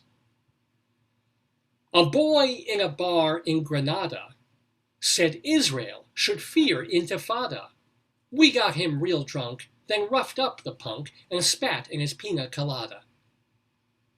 Send your comments and complaints to davesgoneby@aol.com, davesgoneby@aol.com, or you can, of course, post your thoughts right here on my Facebook page. Well, you're on it, but if you're not on it, or if you're watching the show later on, remember you can go to the Dave's Gone By Facebook page. If you're a friend, personally message me or just post right there. Send me messages, and I'd love to read them. I try and respond to as many as I can. And davesgoneby@aol.com is the email address. RadioDave2 is the Twitter account. And by the way, I haven't even mentioned or thanked Rabbi Saul Solomon for doing that interview before. His website is shalomdammit.com. Shalom, D-A-M-M-I-T. Shalomdammit.com. His one-man show is there. His rabbinical reflections are there. 10 episodes of his hilarious TV show are there. All, and his interviews too. It's the ultimate repository, or as he would say, suppository, of all things Rabbi Saul. Shalomdammit.com. And he has a Twitter feed as well, at Rabbi Saul Solomon. Want to do some thank yous. Thank you so much to David Sheward, the winner. But oh my God, you missed it. It was so close. David Sheward won the Today Yesterday quiz 8 points to 6 over our other friend Stuart Zagnit. So David Sheward, read him in theaterlife.com, culturalweekly.com, and the David Desk blog. Plus, you're going to want to go see Stuart Zagnit when Caroline or Change opens/reopens. Well, no, it didn't.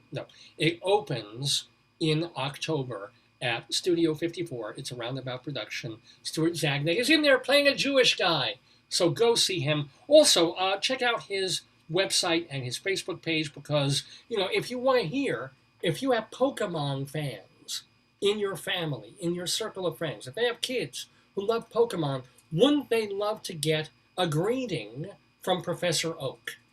He's Professor Oak, the one, the only, Stuart Zagnit. Do actually check him out. He's a great guy, too. So thank you to Stuart and to David Sheward. And thank you so much to Art Paul Schlosser. He's working on that 60 songs in 60 days, or 60 songs in under 60 minutes. That'll be the CD in a few weeks when he puts that out and finishes this project. But boy, oh boy, he's everywhere. He's got an Instagram, he's got TikTok, he's got Facebook, he's got his website. He's got 2 different Facebook pages, Art Paul Schlosser, Schlosser.